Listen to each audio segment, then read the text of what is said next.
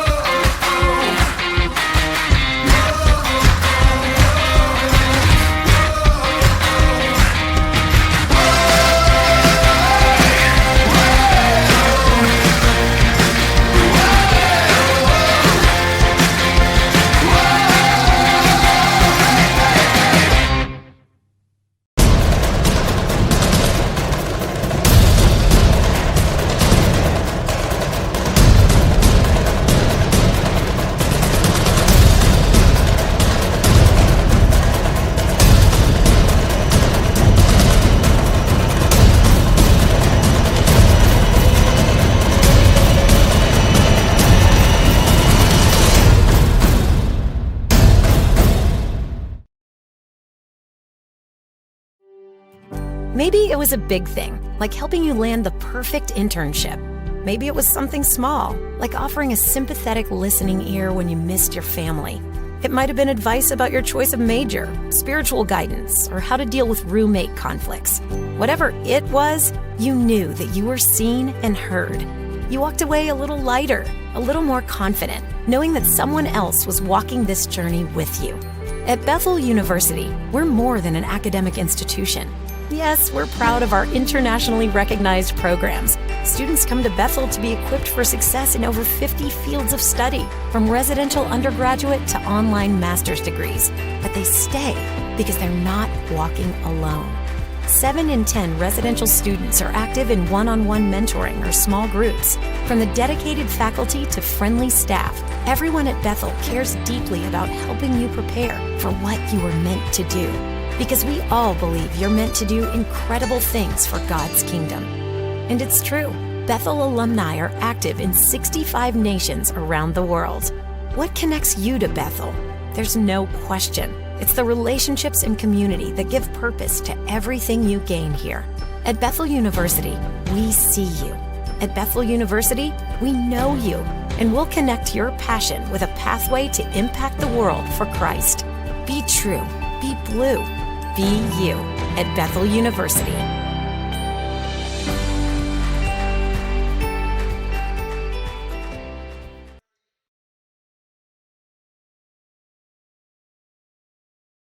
How's the sound level on the Scarlet?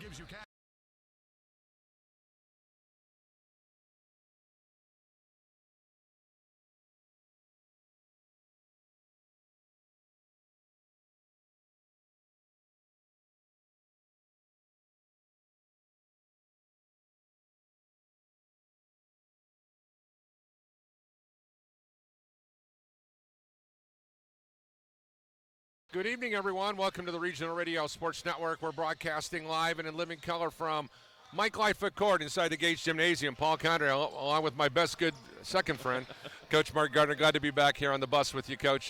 First of all, I know that we've been all over the place the course of the last month, from doing high school football and soccer to college volleyball to men's and women's basketball.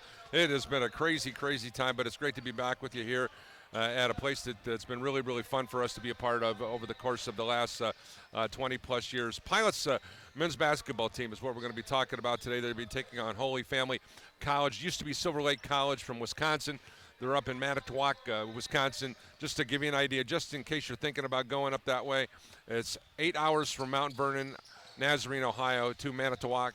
So to give you some ideas from where we're at. But the Pilots are going to be taking on a team, and the reason I bring it up, as head coach Brant Daniel and the Lakers, they're in the midst of a 5-game Crossroads League home and away schedule. Who in the heck non-league schedules the best conference in the country and play those 5 teams? But they're coming off a difficult loss to St. Francis last night, and the Pilots, of course, out of the gates pretty quick with a good 4-0 record. It reminds me of the Holy Cross women's team, open up with all the Crossroads League teams as well. But it's the best way to prepare for your conference is to go against the Crossroads League. So, yeah, this Pilots team's fun. I don't know that you and I have ever waited until November 9th to have our first home game together. Right. It's been awkward. We've been doing a lot of games. This is my first time sitting here calling these Pilots at home, and we saw them at IUSB. I've listened to you broadcast, watched the last game, and they're just fun to watch. New coach, a lot of new faces, but good energy. You know, for you being here for the first time, several other new aspects. Steve Dreeben's bench is to my left here right now. That's a new. Steve's going to be joining us on the post-game shoot. That's kind of a new thing. We're excited about hearing that. But excited about the whole direction that we're going to see from this particular group. Of course, with 4 guys coming back from last year's pretty good group. I mean, when you think about it, 21 wins last year. That's nothing to sneeze about with the trip to the NEI National Tournament. And Steve's come in. He's brought a lot of new faces, but one face that remains familiar and one face that every Crossroads team has to deal with, and that's number 3, Travion Cruz, maybe one of the best players at any level from his whole package. We're talking about rebounding, steals, talking about doing it all, playing defense. He is one of the best players in America. And I'll add off the court as well. On and off the court, just a great young man, and we're fortunate to see him play. We're having the team over at our house for dinner on Monday, and they're going to be surprised when they all show up, and there's only one special gift that my daughter made, and that was for Travion. He's got his own little gift waiting for him already. So, he's just special, and we've talked about it. He makes things come easy. He probably should shoot a little bit more often. He tries to get his teammates involved, but then when he senses that he needs to step up, he just puts them on his back and says, let's go. You know, and one thing we've seen some guys really kind of step to the forefront, and one of them being Grant Galen, a young man who's been a much well-traveled guy. He started his high school career playing for a good friend of mine, Clint Swan, over at Crown Point High School before going down to IU and whatnot. But what he's done, and he's given the Pilots a really big, deep threat. A guy who has Zach Miller-type range. You and I were here when Matty Schaus and Zach Miller were here. When he comes over the 10-second line, he is zeroed in. He is locked in. And one of the things you're really going to love about watching this guy shoot the basketball, if he's not shooting the ball very well, he keeps shooting. And he keeps shooting. He's got that shooter's mentality. He is a really, really special talent. Look at his numbers in the early stages of the year. 21.5 points, 6.5 rebounds, and assist, a turnover, and a steal per ball game. Those are really, really good numbers. He is a big, deep threat. It's like having that big bat in the lineup. He can absolutely knock you out with 4 or 5 possessions in a row. And we saw that earlier in the year where he had on 5 consecutive possessions 5 consecutive three-point baskets. Well, and the other Zach Miller trait is 17 of 17 from the foul line. Yes. You know, and Zach could shoot from anywhere on the floor, and then when he got to the line, he made the opponent pay, and that's the same thing with Grant. So, I think it's just that added dimension. The Pilots have had some three-point shooters, but when you mention Zach Miller's name, it's just a different level, three-point shooting, and Grant brings that to the table. The one big question I think still is yet to really come to the forefront, and it has to be answered, and that's the fact that the Pilots, where are they at in regards to their big players inside? Nick Pluta, who stepped to the forefront, got very little playing time last year, has emerged as a guy that's in there. But you really got to like the way some of the other guys who have stepped into this team. And I like what we've seen from Max Newman as well as Nate Ertz, a couple of young kids who are just going to get better and better as they put on some weight. We've also seen guys like Live Granville step up and make plays. Philippe Segota has played some quality minutes, but the guy who's really been a pleasant surprise, even though he's not one of the bigs, is Keontae Jenkins. You could tell that he's got some of that senior stuff about him. He's played in a very, very competitive Chicagoland Collegiate Athletic Conference at Cardinal Stritch, and he's a guy who can rebound just a lot like Travion Cruz can from the guard position. Yeah, and that's been a key for the Pilots. Matt Schaus, Caleb Ochin, Ryan Lightfoot, guards that could help rebound. Jordan Kuhn was one. Clayo. Jenkins, I love his energy. The two freshmen, Nate and Max, remind me so much of the Gerber, Mislin, Edding group, right, where you just kind of came in and sometimes they were hot and sometimes they weren't, and you just kind of rotated who was the hot hand or who was the better matchup. Pat would start on a Friday and then Miz would start on Saturday. Right. And I think you've got that same flexibility with those two guys. And Rassler being healthy is huge. Gavin was playing real well before he got hurt last year. He's off to a great start this year. All right, there is the setup for today's non-league matchup. 1-4, Holy Family College out of Manitowoc, Wisconsin. They're in town to take on the Bethel Pilots. Pilots certainly right now sitting at a perfect 4-0. We'll be back with Bethel men's basketball live from the Gates Gymnasium right after this short timeout on Regional Radio Sports.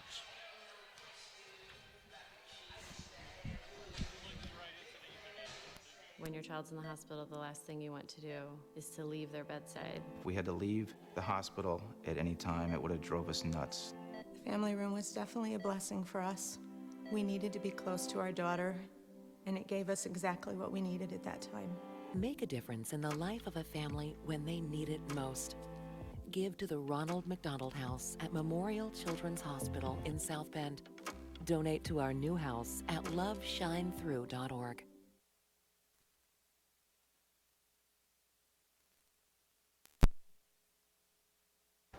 College Buckets here this afternoon from the Gates Gymnasium. Holy Family College from Wisconsin in town. Brad Daniels spending some time with us here prior to today's matchup. Brad, who spent his last few years prior to taking this job at Holy Family at Indiana Tech, so he's got some Indiana knowledge, if you will. Brad, first of all, welcome back to the Hoosier State. I know that you're in the midst of a 5-game Crossroads League home and away road trip. Are you crazy?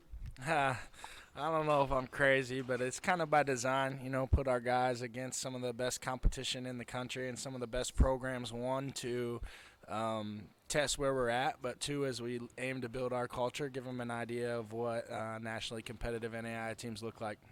Give us an idea. The program at the NAI level is only 4 years old, but the program as a whole is about 20-plus years old, part of the United States Collegiate Athletic Association.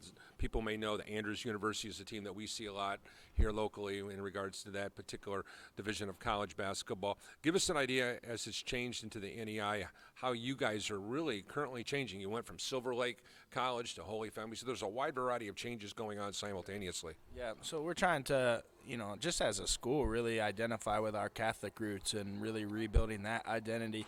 But from an athletic standpoint, we're enrollment driven like a lot of small colleges, and the NAI gives us a little bit more of an attractive profile to attack people from all over, to not just men's basketball, but to all of our programs. Give us an idea what you like about your basketball team through the first 5 games. You played a really brutal schedule, so you're still kind of sorting things out, and you're missing some key components with some injuries. So it's really not maybe a good indicator on where you're going to be maybe March time. Yeah, absolutely. For me, the promise is we got a lot of young guys that are playing a lot of minutes against really good competition, and with the exception of maybe one of those games, really holding their own. And so that's promising, I think, for our future. I think defensively, as we continue to figure things out and our competition comes a little bit more in line with where we're at as a program, we're going to be set up for a good back half of the season. For the people who are watching tonight on the broadcast, let's talk about some of the young men that you're really excited about their development and where you're going with them. Yeah, Byron Dean is a senior for us, and he came in last year and had a great season with his first year for us. He's kind of our leader in terms of, he plays the point for us. He's there every day in practice. He's locked in.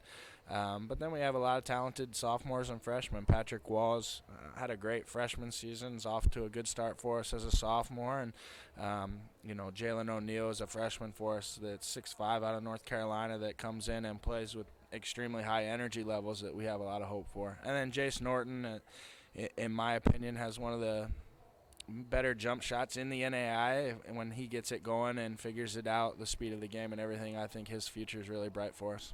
Well, you played last night against St. Francis, another Crossroads League team. Now you're here taking on the Pilots. Pilots have had they've had a week off, and when the season started, they played 4 games in 8 nights. So I'm not sure how they're going to react after not playing some competitive competition. But what concerns you about this new look Bethel University team? Oh, they play so fast, and with all the shooting everywhere between Grant and some of their other guys, and just the talent that Trevion possesses, and they bring a lot of scoring off the bench too. They just present a challenge in terms of how you guard and how you match up and how you're going to handle their actions. But transition D will be a big concern for us today, especially in a back-to-back and playing a fast game last night. So I think for us, we really need to keep the ball in the lane and make sure we don't give their shooters open looks. Great to spend some time with you, and best of luck as you build this program. Absolutely. I appreciate you. Thank you. We'll be back with more College Buckets right after this on Regional Radio Sports. Think about people who really get you, like your favorite waiter, your favorite sportscaster. Who knows you need wings with extra spice and blue cheese? Probably Tanya does. Or like State Farm agent Eric Gunther. He's here to understand your life and help protect what's important. Call State Farm agent Eric Gunther today in South Bend at 574-291-1597. Also want to thank our friends at the Gates Automotive Group for their longtime support of what we're doing here today. In addition, we want to remind you that during November, take a no-hassle, no-obligation valet test drive. Get a free turkey or a ham for your holiday dinner. Gates is thankful for your continued trust in them to provide dependable service and great vehicles at low prices. For more information, go to www.gatesautomotive.com. I spent some time with Steve Dreeben just moments ago and filed this report. College basketball here today on Regional Radio Sports. The Bethel Pilots in action against Holy Family, the Lakers, coming out of Wisconsin. Steve Dreeben spending time with us prior to today's non-league matchup here at the Gates Gymnasium. Steve, you've had a week off. How does it feel? Did you get back to some fundamentals? It's really strange having that week off. Gosh, we played 4 games in 8 days. You know, it felt like we were just prep every day for another team, and it was nice to kind of have. You know, we gave them Sunday. We went 13 straight days, either practice or game. You know, during that 4-game stretch. You know, and then we had 6 days before our next game, and so we gave them Sunday and Tuesday off. Practice Monday. Monday was all about us. Wednesday was all about us. Just back to the fundamentals and a lot of skill work, a lot of shooting, kind of focusing on some of the things that we need to get better with. But it's good practice for sure, and should make us prepared for tonight. I've talked to 3 college coaches this week about when you're going through the preseason part of your schedule that seldom do you look at the game film and scout with the same type of intensity you do against a potential league foe. Would you say that is the case with you guys too? You more concentrate on yourself. It sounds like that's the case. True. You know, league's always different. You know, you know each other really well. You got to be on your game. Obviously, our league is as good as it gets. But, you know, the kind of non-conference schedule, we have 12 games. Non-conference is really all about us, just trying to get better. We definitely scout. We look at what other opposing teams are doing. We try to take them out of what they do best, those kind of things, like any coach does. But my focus is more on our guys. And even when we get into conference, I'd rather do what we do well better than the other team does what they do well. So, yeah, it's definitely a little bit more focus in conference on them, obviously just because everybody knows each other so well. But, yeah, non-conference, I would say it's more about us. 5 games into this season, how would you assess your staff? They're still trying to sort out their roles. You guys are still trying to feel each other out in regards to, you know, how far can I push these guys? What's this guy's basketball IQ? There's a wide variety of things going on besides what we see here on the hardwood. You know, it's interesting. We all had those teachers in school that knew the subject so well that they struggled to relate it to us. And I'm not saying I know basketball extremely well, but just our new style, our 3 coaches, Will Abbott, Alex Dander, and Mark Postgrove, have not coached this style. So Mark Postgrove the other day asked me a question about our offense, kind of intricate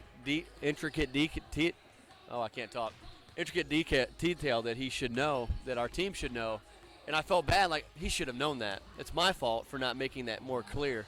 And so we went kind of back to the basics, and you know, I told our team, hey, my fault on some of these things, and I should have explained more clearly. And Dr. Theo Williams did a talk this morning with our guys, a short devo, talking about vision, planning, and as a head coach, as a coaching staff, you want to present something so clear that you can just write it down, put it in front of a player, and they can just take it and run with it. So that's something I'm trying to do better with myself. But our staff's been great. They're starting to pick up on things. And now they're starting to take it and teach our guys stuff that I would teach them. So it's been great. You know, the other aspect of that question, Steve, would be how are the players? They're 5 games into this new system, new transition from a different type of defense to different type of offense, plus new personalities joining the mix. So there's a wide variety of things there. How would you say through the first 5 games and through your practice session with your players, your guys are adapting and getting to know you as well as your young coaches?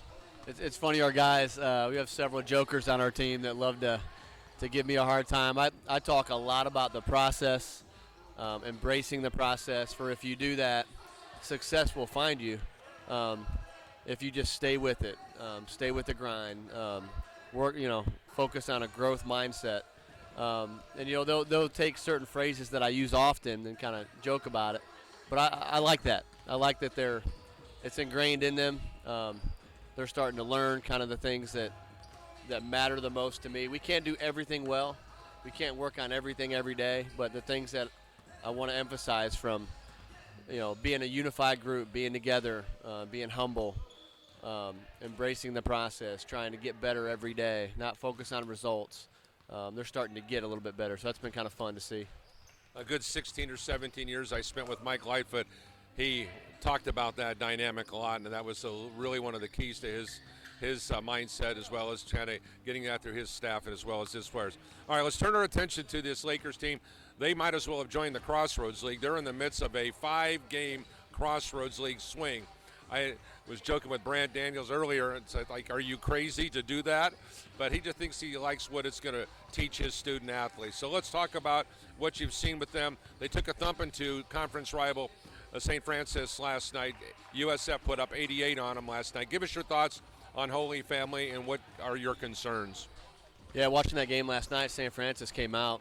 I think they got up 15-1. Played with a ton of confidence and just kind of jumped on them early. But I think Holy Family got a couple good guards, Dean Jr. and Oliver, guys that can score in bunches and are good one-on-one and with the dribble. Something that we struggled with last Saturday against Siena Heights. So it'll be a challenge for our guys. We're focused on trying to stay connected, stay with our guy, keep that active hand pressure, force tough twos, not allow layups, not allow uncontested threes, and again, continue to focus on the stuff that we want to get better with. But definitely going to be a challenge tonight. They'll be better tonight than they were yesterday. I was back at your hometown last night in LaPorte doing the LaPorte-Valparaiso football game, and I think I probably could say on behalf of your LaPorte family, and you'll always be a Slicer, they want to wish you the best of luck and continued success. A lot of great people over there. Obviously growing up there, it's part of who I am, always will be. As Ben Tonigal always says, principal over there, once a Slicer, always a Slicer. So I'm proud to be a part of LaPorte and always be a big part of my heart. We'll be back with more of Bethel Pilots basketball right after this on Regional Radio Sports.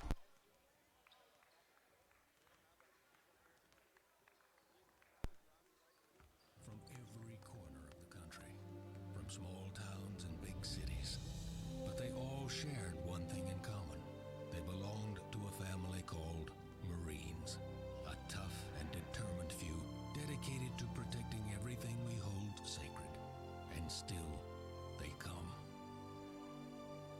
Celebrate the history of those proud few who have earned the title Marine.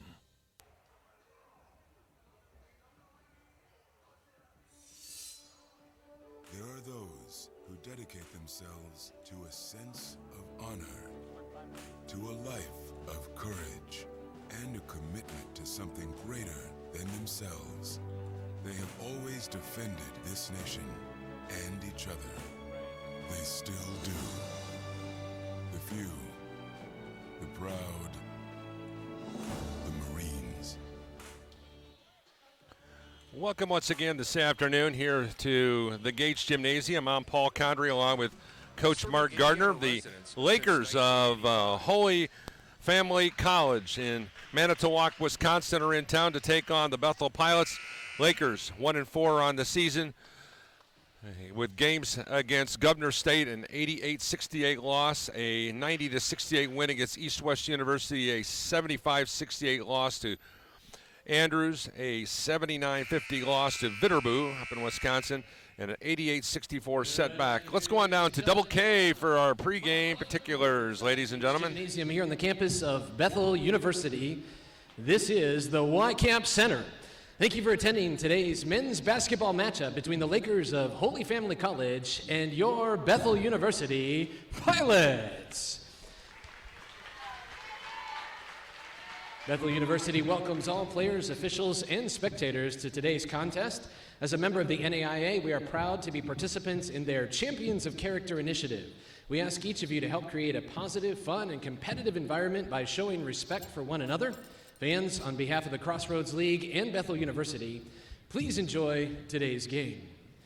And at this time, we'd ask that you please rise and kindly remove your caps as Bethel University Associate Athletic Director Chris Hess leads us in today's opening prayer. Let's pray. Heavenly Father, we thank you for the gift of each new day. We thank you for the game of basketball.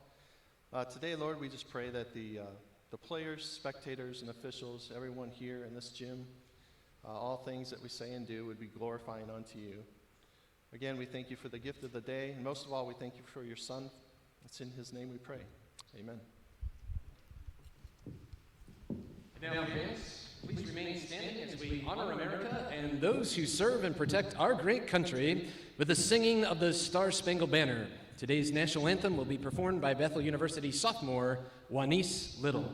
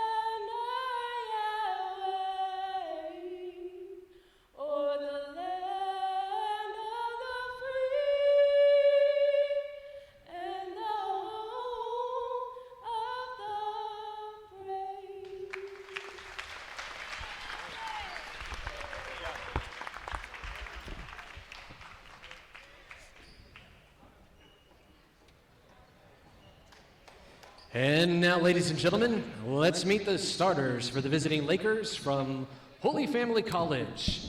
At guard, a 6'2 senior from Lexington, Kentucky, number 4, Taylor Harper. Also at guard, a 6'0 senior from Nashville, Tennessee, wearing number 11, Byron Dean Jr. At guard, a 6'4 junior from Orlando, Florida, number 12, DeLorean Oliver. At forward, a 6'6 junior from Rock Valley College, wearing number 15, Bryant Farr. And at guard, a 6'2 sophomore from Chicago, Illinois, wearing number 23, Patrick Walls. Head coach for the Lakers is Brant Denals, assisted by Kyle Hoffman and Jayla Karenke. And now, ladies and gentlemen, boys and girls, BU fans of all ages, now, here is the starting lineup for your Bethel University Pilots. At forward, a 6'7 sophomore from Springboro, Ohio, wearing number 0, Nick Pluta. At guard, a 6'0 junior from Lake Havasu City, Arizona, number 1, Dylan Sheehy Giuseppe. At guard, a 6'0 junior from Fort Wayne, Indiana, wearing number 3, Travion Cruz. At forward, a 6'5 senior from Niles, Michigan, number 13, Gavin Rassler. And at guard, a 6'5 junior from Crown Point, Indiana, number 30, Grant Galon. Bethel coaches are Mark Polsgrove, Alex Daniel, and Will Abbott. Managers Elijah Andrews and Micah Gabler, and the head coach of your Bethel University Pilots in his first season, a 2004 Belmont graduate, Steve Dreeben. Today's officials are Kevin W. Smith, Dirk Allen Etherington, and Jacob Paul Linder. And now, fans, if you'll direct your attention to center court, we're ready to get today's match underway. All right, there you have it in all of the details from Keith Kateski. Of course, does a spectacular job doing men's and women's sports as well as the volleyball. Pilots decked out in the blue jerseys and shorts, respectively. Gray and white trim, white numbers trimmed in gray. Bethel written in white on the front. Holy Family decked out in the white jerseys with the blue and gray trim. And Holy Family written in blue letters on the front. This one goes off of Sheehy as he thought about the steal on the opening tip. He was reading it. And now we've got the veteran Kevin Smith here in front of us. Two of my former JV officials made their way up to some varsity action here, and Derek Etherington. And Lakers basketball, half-court set. Oliver comes out here to the far side wing. Now to Dean. Going inside to the low post to Oliver. Oliver spins inside the lane. Shot no good. Rebound. Strong, powerful rebound by Oliver. Back to the right side. Three-point shot. hard off the iron on the release by Taylor Harper. Here come the Bethel Pilots in the half-court set for the first time. Sheehy comes over to the left side to Galen. Triple, no good. And nice job defensively by Patrick Walls to get right into the kitchen of Grant Galen. Here's Walls deep left corner. Comes back out to the top now to Oliver, back to the far side. Shot on the way, ricochets here into the corner. Pluta missed the box out. Rebound shot, no good. That should be over the back. And it is on Bryant Farr. And with that, first foul of the game, and at the 19:07 mark, we're still scoreless. Yeah, scoreless, but concerned for Coach. 53 seconds in, you give up 2 offensive rebounds so far. This team has not done that, Mark, in the first 4 games. They have been woeful on the offensive glass. Here's the ball to the hands of Rassler, back to Sheehy, back out to the top to Cruz. Cruz, right elbow, flares out right. Still on the hard dribble. Comes back to Rassler. Gavin travels, no call. 3-point shot, no good. Rebound, Taylor Harper. He's got to catch and shoot that right away. He was open. He thought about it, shuffled his feet, and then was off. With the ball out here to the right elbow now. Farr looking for some one-on-one against Pluta. On the come around now. Here is Dean back inside to the right block. Shot no good by Farr, and here come the Pilots. Cruz over the timeline now. Drives off the right corner of the lane into the far wing. Back out to the top. Sheehy, triple, no good. A rebound ripped out of there by Byron Dean Jr. We're 2 minutes in. Nobody has put the ball in the well yet. Yeah, a lot of 3-point attempts here so far for both teams. With the ball out here high now, Dean. Dean with the crossover. Jab steps, come back out here to Oliver. Oliver, deep right corner now here to Harper. 3, no good. Ball once again. Pilots, nobody put body on anybody, but you're boxing out the ball instead of the man right now in the early stages. Yeah, it's a lost art. I mean, it used to be if everybody takes care of your job. I remember 30 years ago, 40 years ago in the rebound drills, the ball would just sit there and bounce. If everybody boxed out properly, the ball could bounce, it'd be okay, and then you go get it. And now everybody's worried about going to get the ball. Yeah, foul whistled on Travion Cruz. And now with the basketball, Harper handing off on the far side wing now to Walls. Walls beats Galen off the dribble. Charge. And that'll be an offensive foul. Nice job by Nick Pluta to take the charge. And once again, we're 2 minutes and 9 seconds in, and we still have not had a point on the board. Let's go over some stats here, Paul. The visitors, 0 of 6 from the floor, 0 of 3 from three-point range. The home team, 0 of 3 from the floor, all 3-point attempts. We have 6 rebounds, 3 offensive rebounds for the visitors, 3 defensive rebounds for the Pilots. Cruz here flaring to the right side. Now ball reversal back here. Got to get Rassler lost the handle on it, got it back. Now gives off now to Dylan Sheehy Giuseppe. Back to the far side wing. Now Sheehy corner, drives, stops, looks, back out to Cruz. Shot clock winding out. Cruz fakes, shoots an off-balance 15-footer, no good. Rebound ripped out of there by Taylor Harper. I promise, ladies and gentlemen, someone will score before the day's over. Here's the drive down the lane, shot no good. Once again, another offensive rebound. This time, it's a putback for Farr, and Holy Family leaves the Pilots 2-0. Farr with 3 rebounds, 2 on the offensive end, 2 points. Here's Sheehy with a lob pass inside to Pluta, and he scores the bank shot. We're tied 2-2. And Nick made that a little tougher than it needed to be. He had a wide open layup on the left side. He went to the right side and finished, but knotted this thing up. Line change coming in for the Pilots. It's like watching a women's team. Yeah, here is Walls with the basketball. It will be a complete line change for the Pilots. Over here on the far side wing, now Dean comes back out to the top now here to Walls. Swings it right side, jab step here by Oliver. Oliver spins, he traveled, no call. Flings it off into the far corner now to Walls. Walls, shot clock winding down. Looking in the far corner. Shot as the shot clock is going to expire. And finally the Pilots with a box out. Here's Cruz over the timeline now. Wrap around, bounce pass to the low post to Pluta. And there's going to be a foul whistled on Farr inside. It's going to be 2 on the big fella. A new grouping for Bethel, including Max Newman. Also checking into the game will be Life Granville. Nate Nertz is going to check into the contest now. Keontae Jenkins will check in. And the talented youngster from Riley High School, Gabe Johnson, who had a posterized dunk in the IU South Bend game. That was one for the ages. Live Granville, who joined us on the broadcast the other night, he gets it inside to Jenkins. His baseline shot from 3, good! He is the Energizer Bunny, Mark. Reminds me of Caleb Ochin when he first came in, just high energy coming off the bench at both ends of the floor. with a basketball now here on the far corner. Here's Oliver giving it out here to the top to Harper. Harper on the handoff out to Oliver. Oliver, 14-foot shot off the rim, no good. Jenkins the rebound. Guess who? Keontae Jenkins over the timeline now. Puts on the brakes on the near wing. Oh, a nice little crossover step. Lost the handle on it, but Max Newman is there. He rolls it out here, and we have a timeout being whistled, or what was the call? I think we're going to give Bethel a timeout. And that will be a pilot timeout with 15:44 to go. We want to thank some of our friends who make it happen, including our friends at the Gates Automotive Group. Let Gates Automotive put a turkey on your table for the holidays. During November, take a no-obligation, no-hassle valet test drive and get a free turkey or a ham. Choose from over 1,000 vehicles at Gates Chevy World, Gates Toyota, Gates of Granger, or Gates of Elkhart. For more information, www.gatesautomotive.com.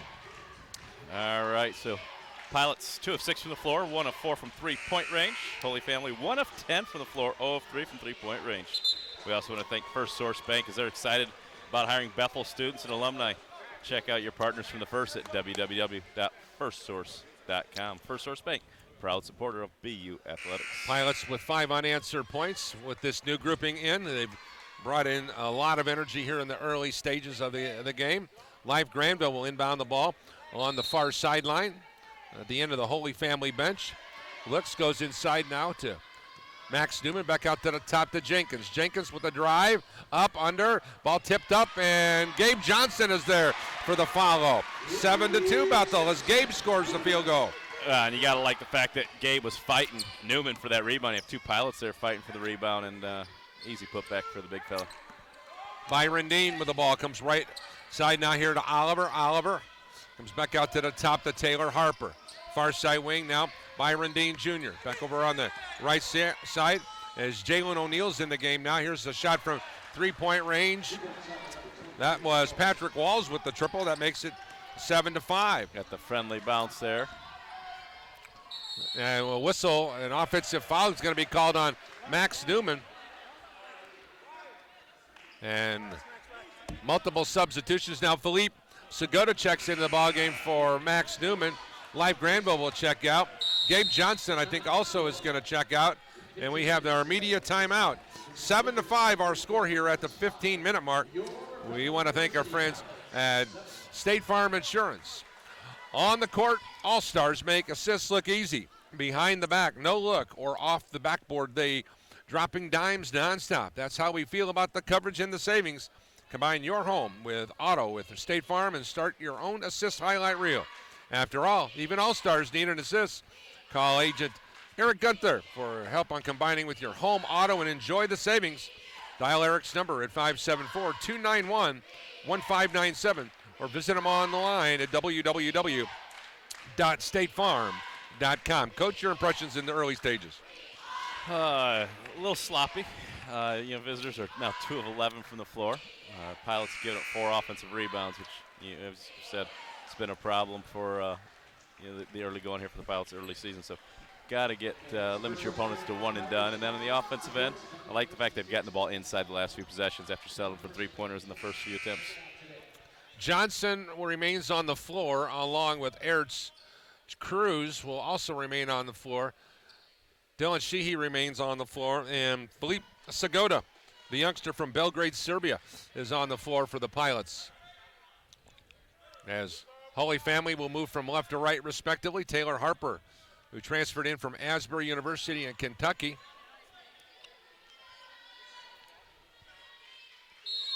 And they'll go the length of the floor from left to right on your screen. Here's Patrick Walls. First time we've seen the full court press here. Yeah. Byron Dean over the timeline now, matched up by Cruz. Cruz playing in-your-face defense in the far side. Comes all the way over here to the near side. Does Dean on the dribble. Picked up by Ertz. Cross-court pass down to Oliver. Oliver on the drive. Jump pass to a wide open Jalen O'Neal, and the Concord High School North Carolina product scores to tie up the ballgame at 7-7. He got a big hop, skip, and a jump through the lane there to find his teammate for the open layup. Yeah, there you go. Here's Cruz. Deep right corner looking for some help. Comes back out high, not Ayers. Slobs inside to Segota, and Philippe scores. Beautiful pass by Nate Ertz, 9-7 Pilots. Yeah, it's a great high-low look. Good seal by Philippe, and a nice lob pass there by Nate. That is a difficult pass for this generation to make. Here's Gabe Johnson getting lit up on the defensive side of things, and then they got was inside the circle. Yeah. Yeah. It's a charge if he's outside the circle. He had position. He was standing straight up. That's a good call by Kevin Smith that he was inside the circle. And that will send to the charity stripe DeLorean Oliver, who came in from Bridgewater College. He hails from Orlando, Florida, a 6'4", 205-pound junior, averages 11 points, 4 rebounds, 2 assists, 3 turnovers, a block, and a steal in every game. And he converts to help his team close the gap to 1 here at the 14:07 mark. St. Francis came out of the gate very early last night against this Holy Family squad. 15-1 was the start. And they are much better here tonight. 9-9 ball game here. 6 minutes in. Here's Cruz with the basketball coming out after a high side screen. Looks, ball reversal back to Aerts. Aerts 3, bricked it, comes out long now to Cruz. Cruz, pull up 14-footer, no good, rebound. Bodies flying everywhere. Nice hustle play by Pluta to come away with the steal, and then there's a foul on the perimeter here on Patrick Walls, but give Pluta a lot of credit for keeping the ball alive. Yeah, Pilots are fortunate, though, because in the first rebound, I thought Travion had a lot of contact going after loose ball, and I thought he was going to get whistled for his second. So great hustle by Pluta, and Galen being strong there. And now checking into the ballgame will be Jace Norton, a 6'2 freshman from Portland, Oregon, who's now on the hardwoods for Holy Family. And here's Cruz with the basketball, near side wing. Coming back high now to Aerts, inside now to Dylan Sheehy. Giuseppe looking for help, comes back out to Cruz near wing. Now to Dylan Sheehy, lobs inside to Pluta. Nick to the goal. He is hammered and no call, and the ball goes out of bounds. 5 seconds remain on the shot clock. Bethel to inbound to the right of the lane underneath their own goal. Nick's got to be quicker with that decision. He was wide open, and he gave the help side defense too much time to come overreact. And Dylan Sheehy, Giuseppe with the inbound. Looking. Comes out here long, now to Pluta. Pluta back here to Cruz. Cruz, 3 near wing, off the front of the iron, no good. Rebound ripped out of there by Jalen O'Neal for Holy Family. Lakers with the basketball, half-court set. Byron Dean on the walk into the half-court set now. Looking for some help, goes right side wing, now here to Mark Silas. Now back to the far side wing, now to Dean. Top of the circle now, Oliver. Over here on the near wing on the dribble, spin. It's a travel, no call. There's a drive, another one. Here is Sheehy getting beat off the dribble. Holy Family leads 11-9 here at the 13:01 mark. Holy Family shooting 25% early on, yet they're winning winning this game travels, right now. no call. He's picked up here by Jace Norton. In the deep left corner, they pass inside to Pluta. Pluta had a block from behind, and it's kept alive by Holy Family. Nope, stepping on the end line was Byron Dean Jr. They call him Nico from Volunteer State Community College, a 6-foot senior. Yeah, shot clock reset, and it should not have. And I think that's exactly what they're going to talk about here. Good job by the officials who are sorting all the details. That should be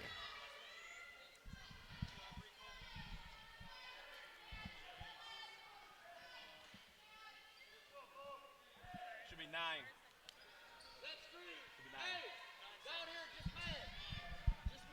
9 seconds on the shot clock, 12:47 on the game clock.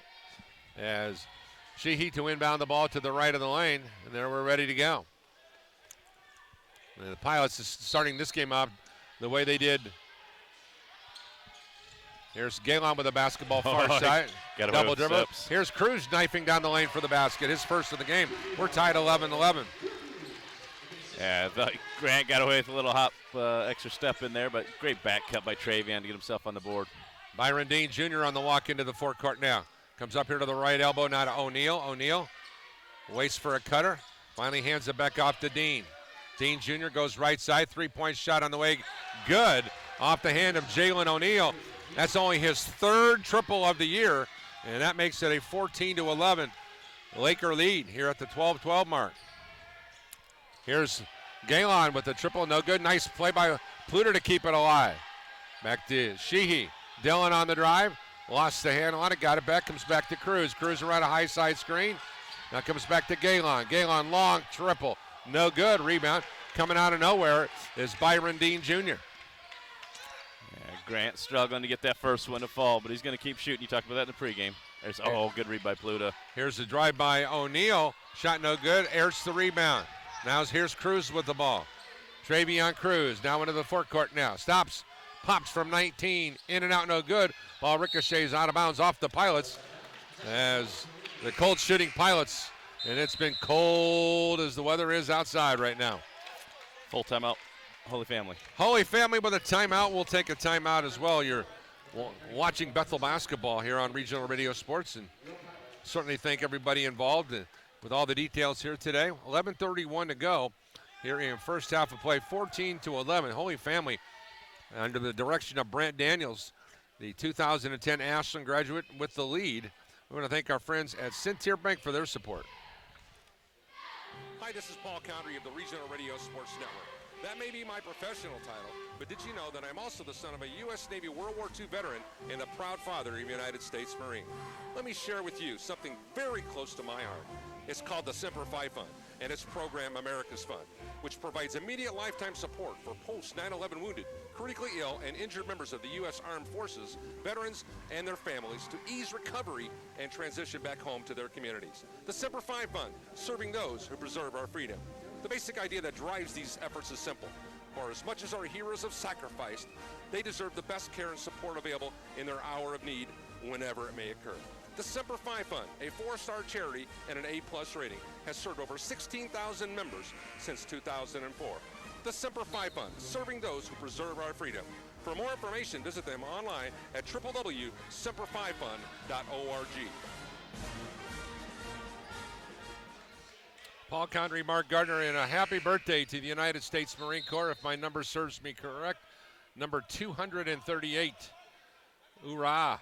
And on behalf of all of us at Regional Radio Sports, to all those veterans, as we're approaching Veterans Day, we thank you for your amazing service and sacrifice. And as you, as parents, or be brothers or sisters of some young man or woman who have served, we thank you likewise for your service and the great cause. Here's Oliver for Holy Family coming out here high now as Mark Silas, the Otero Junior College transfer. Here's the steal by the Pilots. Here's Cruz with the basketball. Far cornered out of Jenkins. Keontae with a score on the reverse layup. 14-13. KJ with a nice play. So far, both times he's checked in, he's put up points within the first 10 seconds. So. He's got 5 first half points. The visitors a 14-13 leader here at the 10:50 mark with the basketball. Dean, it's Cruz coming away, and here is Dylan Sheehy. He is mugged twice and finally called. It's like getting out to noon hoops here, Coach. No blood, no foul. As Mario Lawrence will check in, the 5'8" freshman from Tinley Park, Illinois. It's going to be foul number 1 on Dean, foul number 5 on Holy Family. Does Travion Cruz ever change the expression on his face? I think the only time I saw him smile was after a women's game last year. I came out and he was playing catch with my daughter. And I was like, oh, he does smile. Look at that guy. Here's Cruz with a basketball near side wing, crosses over, goes deep left corner. Sheehy with a jump shot, no good. Rebound. Keontae Jenkins with the steal. The toss to Newman for the layup. 15-14. Pilots lead at the 10:28 mark. But once again, it was Keontae Jenkins. O'Neal had that rebound, and Keontae took it away, jumping out of bounds, saved it to a teammate for the assist. With the basketball here right side now, Norton comes about high now here to Lawrence. Back to the far side, foul line extended left now to Oliver. Oliver jab steps, and here's a blocking foul call on Dylan Sheehy Giuseppe. So, Paul, I think I told you this off the air the other day. Keontae reminds me Tony Bedford. Yes. Came in, brought some experience, stability, just the way he plays. Tony played hard all the time, practiced hard, and I see a lot of that in Keontae. Yeah, take a look for the folks may not understand. Tony Bedford will get to that here at the next dead ball when Tony played. Oliver comes out here, shot up the rim, no good. Now here is Cruz with the rebound up court quickly to KJ. Jenkins to the goal, gives it off here to Newman. His shot on the way, no good, and a foul call. But once again, Keontae Jenkins, the spark plug here today for the Pilots off the bench.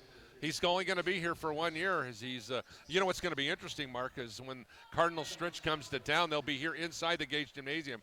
And Keontae Jenkins will be matched up against one of his, or all of his former teammates, as Max Newman's free throw is good. Max has really struggled at the line, Mark, shooting 37%. That's a nice one there to go down. 16-14 Pilots. 9:52 to go here in the first half of play, and Max with another opportunity. So important at this level to be able to knock down their free throws, especially for the bigs, because you're just going to spend a lot of time at the foul line in this conference. Max is able to knock them both down, and the Pilots have a 3-point lead. Their biggest lead was at 7-2. Substitutions. Dylan Sheehy checks out of the ball game. Now in live, Granville will check back into the lineup for the blue-clad Pilots. And now with the ball here in the backcourt is Mario Lawrence. The Pilots are going to show some pressure now as DeLorean Oliver's over the timeline now. Matched up by Granville. Here's a drive by Oliver, kick out, throws it into the third row, and the Pilots, great on-the-ball defense by Life Granville. Just made him work for it. I love to see that. Come off the bench, get matched up, guys going hard at you, and hold your ground and make him throw it away. Here's Travion Cruz with the ball now for Bethel. Coming around a high side screen, drives down the lane and scores. Too easy. 20-14, number 3 with a special play there. Rule number 1, got to stop ball. They defended the other 4 guys really well, but you let Travion go straight to the rack for the easy 2. Lawrence comes back to the far side now to Oliver. Oliver with a spin around, but knocked away by Keontae Jenkins. KJ immediately pointing the other way. Trying to sell the official. And now the Pilots have matched their largest lead here at the 9:17 mark. We'll see the Lakers inbound the ball underneath their own goal to the left of the lane. Looking. Now coming inside, here's Max Newman with a block shot on the offering by Jalen O'Neal. Give it up, there you go. Here's a pass inside to Rassler from Max Newman. Bethel, a 22-14 leader. It's always nice when you have bigs that can run the floor, then reward each other. 2 bigs leading that break there. Great bounce pass by Max, good finish by Gavin. With the basketball, Holy Family in the half-court set. Waiting for a cutter. Now here's with the basketball in the hands of Dean. Here's a drive in there, a shot, no good, but a foul's whistled on the Pilots. Whistle that one against Matt. I believe that's going to be on Max Newman, I believe. Yeah, Holy Family bench wanted a foul on Travion, and I think they're right. He got caught reaching in again, and the officials let him get away with it. But they ended up. That's about the 3rd time today. Yeah, Travion should probably be sitting with 3 fouls right now if we're calling this the way it should be. Free throw on the way, good by Dean. 62% shooter, averaging 11.5 and 4 rebounds. Holy Family comes in averaging 68 points a game, giving up 80. They've been out-rebounded by their opponents 40-35. Second free throw, no good, but once again an offensive rebound and a score by Mark Silas. That makes it 22-17. Too many offensive rebounds. I've said it before. Here's Newman with a basketball from the right block, scoring. Nice seal. Yeah, good seal, good over-the-top pass from Jenkins, picking up another assist. Mark, I've got 24 in my book. The scoreboard says 23-17. Yeah, 23. Baseline shot is good for Silas again. And now it's 23-19. There's a pass inside by Granville into Newman. Right-handed hook, good. Big Max going to work, 25-19. Pilots. Yeah, that's a mismatch down there. Feed him the ball, let him go to work. When he puts on some weight. Oh, yeah, you get an off-season for these freshmen of lifting. Yeah. And, oh, man. Ertz and Newman will be great players in this program. Left-handed shot from 3, no good from Mark Silas. Rebound will be Lakers basketball. Philippe Segota checking out. Max Newman will check back in. The Pilots come in averaging 93.5 points a game, 80.5 on the defensive. They're out-rebounding their opponents 41-39. Now inbounding the ball out here on the perimeter now here is Oliver. Now Dean. Dean around a screen farming. Ball tipped up by Travion Cruz. Great anticipation by number 3. Shot clock at 7. Ball on the right side now. Taylor Harper. Shot's an air ball. And it's kept alive into the hands of Keontae Jenkins. KJ up court quickly to Rassler. He puts on the brakes on the near wing. Back to Cruz. Cruz goes to Jenkins. Jenkins, jab step, comes back out to Granville. Granville right wing, drives. He's going to the goal, I can tell you right now. And a whistle. Life is dynamite off the dribble. I've seen him play now 1.5 games, and yes, I mean, he wants to get to the rack. Good things happen when you take the ball to the rack. You force help side defense when you got shooters out there. That's fine. You got post players you can drop it off to. Now you got to make the opponent pay by going to the foul line. And now Life will shoot one in bonus as that's the first foul. High arching shot brings home rain. And just like that, it's 26-19. Life's first contribution to the score sheet. Here comes at the 7:14 mark. Unorthodox shot. His outside shot, his free throws go high, but it's one of those things when if you've done it that way long enough and you're good at it. I had Muscle a friend, memory. guy that I grew up with, middle school and high school, that ended up playing overseas in the Netherlands, had the ugliest jump shot from the age of 10 probably, but man, he could knock it down from anywhere. 27-19, and then are they going to wave off the free throw? The free throw counts, but foul on Philippe for a shove in the back. And that'll be the sixth foul whistled on the Pilots. His second. And Rassler quickly out of the lineup, and Nate Ertz back in. And the Holy Family trying to clear it out, and DeLorean Oliver is going to be matched up against Cruz now into the forecourt now. Oliver hands it off now to Harper. On the come around here to the top now, it's Silas. Gives way to the far side now to Christian Crockett, who just checked in. Crockett back here to the right side now to Silas.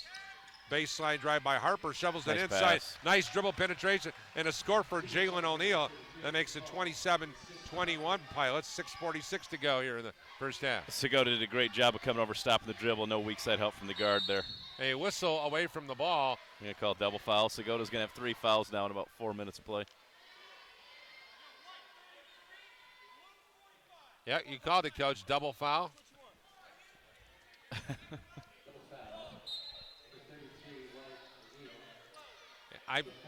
The scoreboard's got him with 2. That's the third foul, and that'll bring in the big fella, Nick Bailey, the 6'7", 240-pound junior who transferred in from Sinclair Community College. Mark, he looks like he should be playing tight end of the Big Ten someplace. For Purdue, who just won 24-22, right? No, I know nobody cares, but I noticed my dad was looking up watching the game, so I assumed the Purdue game was over, so I had to check. Shows up at the gym so he can watch football on his phone. What we need to know is what happened with that Minnesota-Penn State game. I will see that what I one can was find going out. down. Here is a drive by Granville to the goal. Life got hammered, and he got hit upside the noggin that time. And Life's going to earn 2 more free shots. Knock him down. Ohio State with a tough one, 66-14 over Maryland right now. They could beat your Dolphins. Oh, Dolphins are playing well, Paul. We'll get back to that. Minnesota 31, Penn State 26. That's a final. Oh, my. Those Penn State Nittany Lions will be ornery when they play the Hoosiers next week. All right, since you brought it up. Granville's first free throw. All right, Life's got to take a second here. Here we go. The Dolphins beat the Jets. The Jets beat the Cowboys. The Cowboys beat the Eagles. The Eagles beat the Packers. The Packers beat the Chiefs. Chiefs beat the Ravens. Ravens beat the Patriots. Therefore, the Dolphins are the best team in the NFL. Duly noted. Granville free throw. Missed it, no good. Bailey the rebound. Left-handed shot, no good. Rebound tipped up and around. And finally corralled there on the inside by DeLorean Oliver. It's a good effort by the big fella. That's interesting logic, Mark. You like that? Yeah. It's my story. I'm sticking to it. Ball here, free throw line, Harper. His team a 6-point trailer. Harper goes right side now here to Wells. Patrick Walls Good defense, goes Life. far side now to Oliver. Oliver jab steps, pull up, 16-footer straight on, and a good box out by Ertz. He put a body on him. Life Granville back the other way. Life to the goal, and a offensive foul called on Life. Yeah, it's a good call.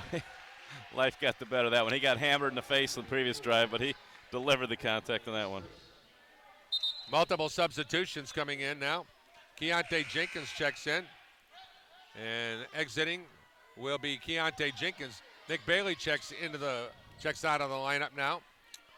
It's turnover number 2 only for the Pilots. So on the floor is Granville, Sheehy, Ertz, along with Galen, and also Gavin Rassler. And you know the reality of it is? Yeah, Galen hasn't scored, and we're up by 6. That's a good position to be in. Absolutely. With the ball here in the right corner. Patrick Walls, 18-foot shot, no good, but Galen with the rebound. Grant Galen was named the NCAA Men's Basketball National Student Athlete of the Week. Here's the ball in the hands of Ertz. Ertz to the drive. Finger roll for 2. 29-21 Pilots. Athletic bigs that can knock down the 3, can beat you off the dribble, can run the floor. It's going to be a fun team to watch.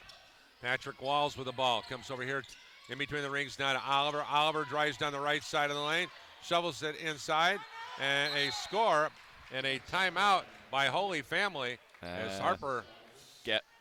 Gavin's grabbing that wrist. Missed most of last season. This way, big fella. Well, taking a look at him, he is mincing in pain. 5:13 to go here, first half, 29-23 in favor of the Bethel Pilots. We'll be back with more of college basketball right after this brief timeout on the Regional Radio Sports Network. Serving Indiana residents since 1985, Centier Bank remains committed to supporting students, schools, and families. Centier Bank is a proud sponsor of the Regional Radio Sports Network Performer of the Week in recognition of outstanding athletes. Visit Centier.com today to view this week's featured athlete. Centier Bank, member FDIC. Paul Condrey, Mark Gardner, glad you can join us here from the Gage Gymnasium. Here's Gavin Rasser with the ball on the near wing. He traveled, he drug that pivot, but goes inside to Bailey. Nick travels, no call. Shot no good, but Nick's going to go to the line for the first time this year. I'm with the Holy Family bench on that. I did not see a lot of contact. I saw a lot of steps. Games involving the Crossroads League today. Spring Arbor at Ohio University. They come away with a 66-64 win. That's win number 4 for Spring Arbor. They're off to a 4-2 start. Bailey's free throw is a brick. Bailey now 0 for 3 at the line on the year. Yeah, Marion was a 3 o'clock start against Roosevelt. Don't have an update on that. Huntington, Olivet, Nazarene. Bailey scores the free throw. That makes it 30-23.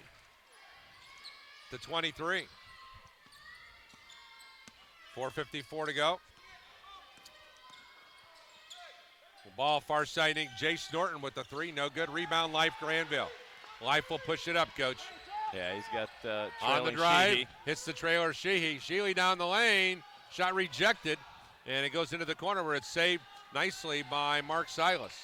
Too many players became spectators there in that block shot. Thought it was going out of bounds. Great hustle by Silas. DeLorean Oliver with the ball. Launches the three-point shot off the rim to good. Life Granville, another rebound. Life doing it at both ends. Life over the timeline now comes to Dylan Sheehy. Giuseppe. Back out to Galen. Galen triple off the front of the iron. Bailey the rebound and had it stolen away from behind by Mark Silas. Silas over the timeline now into the forecourt. His club a 30-23 leader. Or trailer, excuse me. There's a near steal by Grant Galen. Walls and a foul whistle on Grant Galen on the perimeter. That's a silly foul. You beat off the dribble, then you reach and make them earn it. Don't send them to the line for free once. And that will send them to the free throw line for a 1 in bonus. To the charity stripe, Patrick Walls. 62% free throw shooter. Holy Family as a team, 65% free throw shooting team. 38% from the field, 34% from beyond the arc compared to the Pilots. 68% at the line, 49% from the field, and 36% from long range. It's Grant's first, the team's 9th. And with 3:57 to go, the 1 in bonus is good. Makes it 30-24. Been calling so many women's games, Paul. I forgot that there was a 1 in bonus. The 2-shot foul rule. Oh, I hate that rule. It drives me nuts. Make them have some pressure free throws. Free throws are good. 30-25. Up court quickly now. Here's Dylan Sheehy with the one-hand dunk attempt, and he missed it badly. Back the other way now. Lauren Oliver running one-hander in the lane, and an offensive foul taken by... That's a terrible call. Yes, it is. Life Granville takes the charge, and he's got a nice little smirk on his face. He was falling backwards before the contact was even made. He was in position. He got his shoulder bumped maybe as he was falling down. He let out a good scream. That's got to be a no call if I'm officiating. Yeah. So she with the missed dunk, and he'll grab some pine time. Get the easy layup. And now it'll, after the cleanup by the mop guys, how about that? I was wondering sponsored by Regional Radio Sports Network? Granville will check out of the game now, and Nate Ayers will be back in. I mentioned it in the last broadcast. I nearly fell out of my chair. And now here's Travion Cruz on the walk. Now into the forecourt, looking for some help. Hands it off now to Keontae Jenkins. KJ spins it back here to Ertz on the near wing. Back to Gavin Rassler. Back to Jenkins. Back out to the top to Nathan Ertz. Ertz back to Jenkins, 13 on the shot clock. Keontae Jenkins still on the lick with 10. Now comes back out to Galen. Galen around a high side screen. Had it stolen away. And then there's a foul called on Grant Galen after he lost the handle. That's a silly foul as well. Yeah, he's now had 2 fouls. One 30 feet from the bucket, one 65 feet from the bucket to go along with the turnover. And he's really forcing things right now. He just needs to settle down. 3:20 to go in the half. It's a 30-25 Pilot lead, and going to the charity stripe for the Holy Family College Lakers will be Mark Silas, the 6'1 sophomore. And the free throw is good. Makes it 30-26. And Galen checking out as Live Granville will be back in. And one more opportunity for a youngster from Otero Junior College. And he misses the second free throw, so one of the 2. Pilots by 4, rock in hand. Cruz goes deep right corner now here to Jenkins. Skip pass over here to Granville on the corner. Inside to Rassler. Rassler with the right-handed hook. Couldn't get the roll. Rebound Brad Harper of Holy Family. It's a good look, good post move, just couldn't get it to fall. And now with the ball now, DeLorean Oliver. Oliver hedges off a screen here from Harper. Jab steps, goes over to Silas. Top of the circle now, Dean Jr. Fakes left, goes right now here to Harper. Harper, ball reversal back here to Dean Jr. 9 on the shot clock. He launches the triple and knocks it down. 30-29. Holy Family within 1 with 2:37 to go. That's his 4th triple on the season. He came in shooting 21%, but he knocked that one down. Here is Nate Ayers, lobs it inside to Rassler, waits for a cutter. Ball knocked away again. Pilots terrible in the offensive set. Yeah, a lot of watching right now. And, Travion Cruz, 2 of 6 from the floor. Coach Dreeben calling a timeout here. We're going to take a timeout as well. Our coverage of Bethel men's basketball today being presented in part by the Gates Automotive Group. Take advantage of the Turkey Time Test Drive giveaway at any of the Gates Automotive locations in Michiana. During November, take a no-hassle, no-obligation valet test drive and get a free turkey or a ham for your holiday dinner. Choose from over 1,000 vehicles at Gates Chevy World, Gates Toyota, and the Gates of Granger or Gates of Elkhart. For more information, www.gatesautomotive.com. Today's game on the Regional Radio Sports Network, sponsored by First Source Bank. First Source Bank proudly supports Bethel University students, faculty, staff, and alumni with personal banking services. First Source Bank, proud supporter of BU Athletics. Pilots have not scored since the 4:54 mark. Yeah, how about this for a shooting exhibition today? Holy Family shooting 3 of 11 from three-point range, and that's bad. The Pilots, 1 of 10. It's a team that that we saw against Indiana University South Bend that lit up the world on fire, and we knew that this was going to happen. If you're going to have a day where they're not going to shoot the ball well from the perimeter, you're going to have games like this. Well, so they're going to have to play defense and have to win games the old-fashioned way. Yeah, we're in a one-point game. Pilots are 5 of 8 from the foul line. Holy Family 6 of 8. Bethel has 22 rebounds. Holy Family 19. 8 offensive, 6 offensive, 6 turnovers to 4 turnovers. Yeah. So stat-wise, everything's pretty balanced. Yeah, Steve mentioned it prior to the ball game. He said he expects Holy Family to come out and to be a little bit more energized, and I think there's no question about it that they are right now. We're having the discussion. So new rule, shot clock resets to 20 on an offensive rebound, which is nice. I like it. It'll speed the game up, more possessions, but then there's always this, well, did they have the rebound? Who had the rebound before the net ball conversation? Gavin Rassler inbounds the ball. Now here to Cruz on the right elbow. Attack. Cruz on the drive.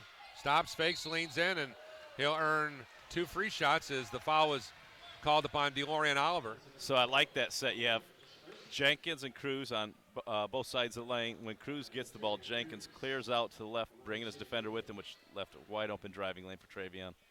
And Cruz goes to the line here with 2:20 to go in the half. Quiet afternoon for number 3. His shooting woes continue. One more for Cruz. Cruz came into the game a 88% free throw shooter, including 2 for 2 in the final 2 minutes of the game. Or 3 minutes of the game, excuse me. Official having a word with DeLorean Oliver. Not sure what happened there, but Cruz free throw this time's good, so he was 1 of the 2. 31-29 Bethel. as the Pilots will dig in on defense as Cruz is matched up defensively against Byron Dean. Dean now into the forecourt. Comes around a high side screen, flares out to the far wing. Looking for some help. On the dribble. Nice Bounce back pass, door. nicely done. And missing the shot was Taylor Harper. Back the other way. Jump shot from 18, no good. Rebound. Keontae Jenkins tacked on it on the Rassler miss. Life Granville for three. Good. Life lights the lamp. And for Granville on the season, his second triple. He's now 2 for 6. I think Life's lucky we don't play over in Goodman because we might be hitting the rafters over in Goodman with that jumper. Here's a jump pass That's inside. And Keontae Jenkins was hit on the dribble drive inside. It's the same flop that Life got away with earlier in the game. And now with 1:35 to go, Pilots by 5 going to the line again. And Byron Dean, the youngster who transferred in from Volunteer State Community College. He started all 6 games for his team. Knocks down the free toss. That makes it 34-30 with 1:35 to go. They call him Nico. How's this for a quiet first half? Keontae Jenkins, 5 points, 5 rebounds, 3 assists. Solid again. Everything, yeah. Byron Dean, another shot on the away. This time no good. Pilots gave up another offensive rebound. Can't do that on a free throw. That's the second time on a free throw. Ball far side wing now. Byron Dean. Dean, jab step. Looking for some help. Backing in on Rassler. Jump pass out here now to Silas. Here near side now to Dean Jr. Dean Jr. tries to make contact and knocks down the triple. Leaning in. 34-33. Pilots by 1 with 1:09 to go. You literally have 4 players down here to rebound a free throw. The other team only allowed to have 2, and they come away with that one. Keontae Jenkins inside to Rassler. Rassler missed the bunny. Got it back. Lays it up and in. 36-33 as Rassler scores here in the waning moments of the half.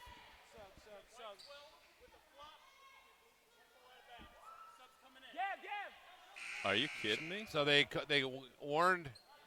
Did they warn DeLorean Oliver for the flop? They warned him for the flop, but the Pilots have gotten away with 2 flops. Well, once again, beauty's in the eye of the beholder, Coach. He's got the stripes. I'm just broadcasting. Byron Dean will walk it up now. His club trails by 3. 50 seconds to go in the half. Ball far side. Allen extended left now. Jace Norton back out to the top to DeLorean Oliver. Oliver on the double down. Keontae Jenkins causes the steal. I was just about to say Keontae can get the backside if he gets over there. Here's Granville. Lost the handle on it. Tried to do too much that time. Oh. And here's Holy Family on an unforced error by Mark Silas. He dribbles it off his toe. Yeah, trying to talk to coach and dribble at the same time. Dribbled right off his foot. Nick Pluto will check in the game now. So Holy Family gets that high post a lot of times. They're catching about that elbow with their back turned, and I felt like there's several opportunities to go with what Keontae did there. It's come from that weak side and tip that away. The multiple substitutions. These guys continue to move guys in and out. The Pilots have Ertz along with Cruz, Pluta, Dylan Sheehy's on the floor. Wait. See, again.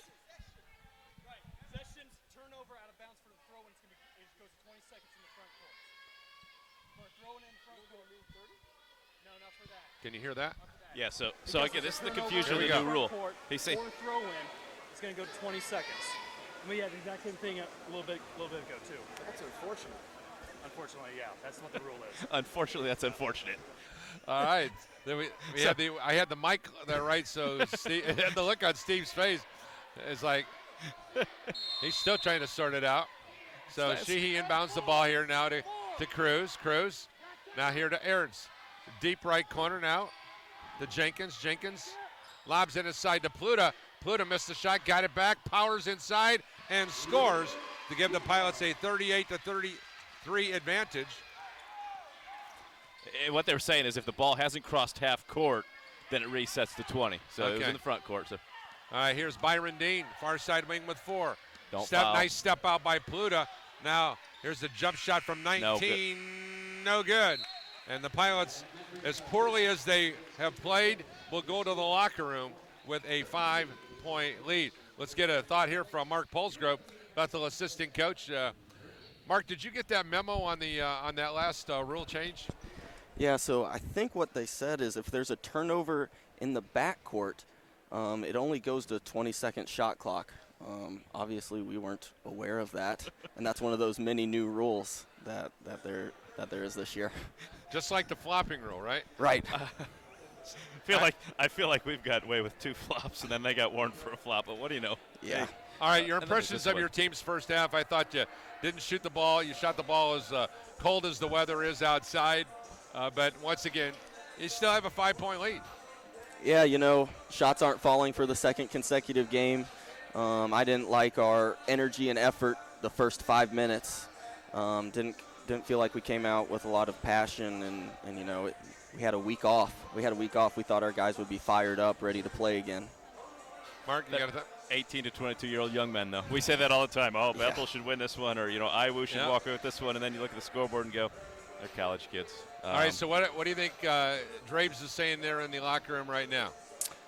First off, probably mentality, energy and effort, and then rebounding.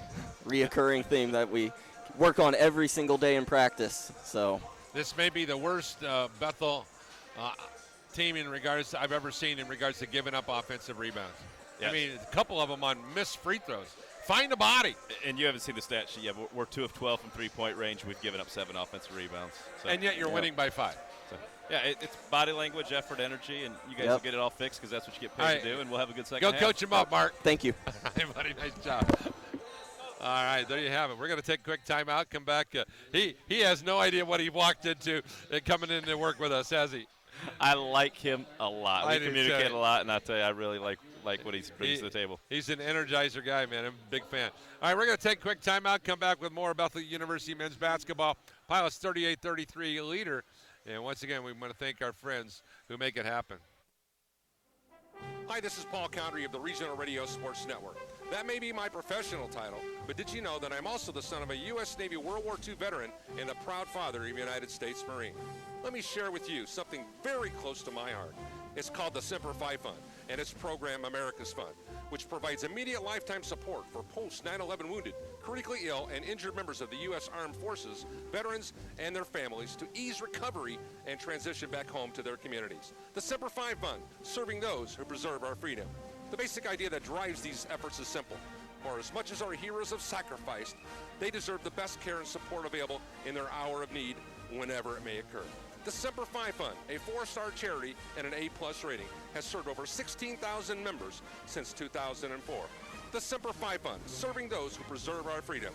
For more information, visit them online at www.semperfifund.org. Welcome back here on Regional Radio Sports. Paul Condry along with Coach Mark Gardner. Glad that you could be a part of our broadcast here today. And once again, I want to thank our friends at the Teachers Credit Union for their amazing support. Manage your money like a pro with TCU. You can score big with the TCU Debit MasterCard that gives you cash back on everyday purchases. Plus, you'll win with access to hundreds of free ATMs across Indiana. Check out TCU's starting lineup of services to help you manage your cash and build your savings. Visit TCUnet.com to kick off your better banking experience. See TCU Debit MasterCard terms and conditions for details. Alliance One and Co-op ATMs within Indiana are free. New members are subject to a $7 membership fee and $5 initial share deposit. We'll be back with more of our continuing coverage. And, of course, here he is, the man of the hour, Coach Mark Gardner, who thinks his Dolphins are the best team in the National Football League. Need I remind him that one win doesn't make a season, despite his jagged formula that he may be throwing out at you. Take it away, Coach. You got our first half numbers. The visitors are 11 of 31 from the floor, 35%, 4 of 12 from downtown, 33%, 7 of 10 from the foul line, 70%. They have 20 rebounds, including 7 offensive rebounds. 6 assists, 8 turnovers. Individually, Farr, 1 of 3 from the floor, 2 points, 3 rebounds. Harper, 1 of 5 from the floor, 2 points, 4 rebounds. Dean Jr., 3 of 6 from the floor, 10 points, 3 rebounds. Oliver, 0 for 6 from the floor, 2 points, 3 rebounds. Wells, 1 of 2 from the floor, 5 points. Lawrence, no stats recorded. Norton, no stats recorded. Silas, 2 of 3 from the floor, 5 points, 1 rebound. O'Neal, 3 of 5 from the floor, 7 points. 1 rebound. The home team 15 of 37 from the field, 41%. 2 of 12 from downtown, 17%. 6 of 10 from the line, 60%. Individually, Plutus 2 of 5, 4 points, 3 rebounds. Sheehy is 0 of 4, Cruz, 2 of 6, 5 points, 3 rebounds, 2 assists. Rassler, 2 of 5, 4 points, 2 rebounds. Galen, 0 of 4 from the floor. He's got 3 rebounds, but he's got 2 fouls. Keontae Jenkins, 2 of 4 from the field, 5 points, 5 rebounds, 3 assists, and a steal. Life Granville knocked down his only shot, 5 points, 3 rebounds. Gabe Johnson, 1 for 1, 2 points, 1 rebound. Nathan Ertz, 1 of 2 from the floor, 2 points, 2 rebounds. Nick Bailey, 0 of 1 from the floor. He's got 1 point, 2 rebounds. Maxwell Newman, perfect 3 of 3. He's got 8 points, no rebounds. And Philippe Segota, 2 points, 3 fouls, 2 minutes played.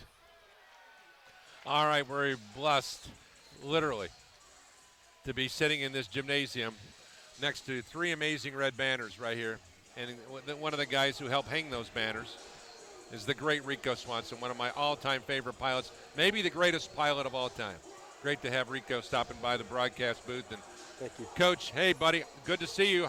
Everything well in your world? Yes, well as it can be. All right, well, let's talk Bethel basketball.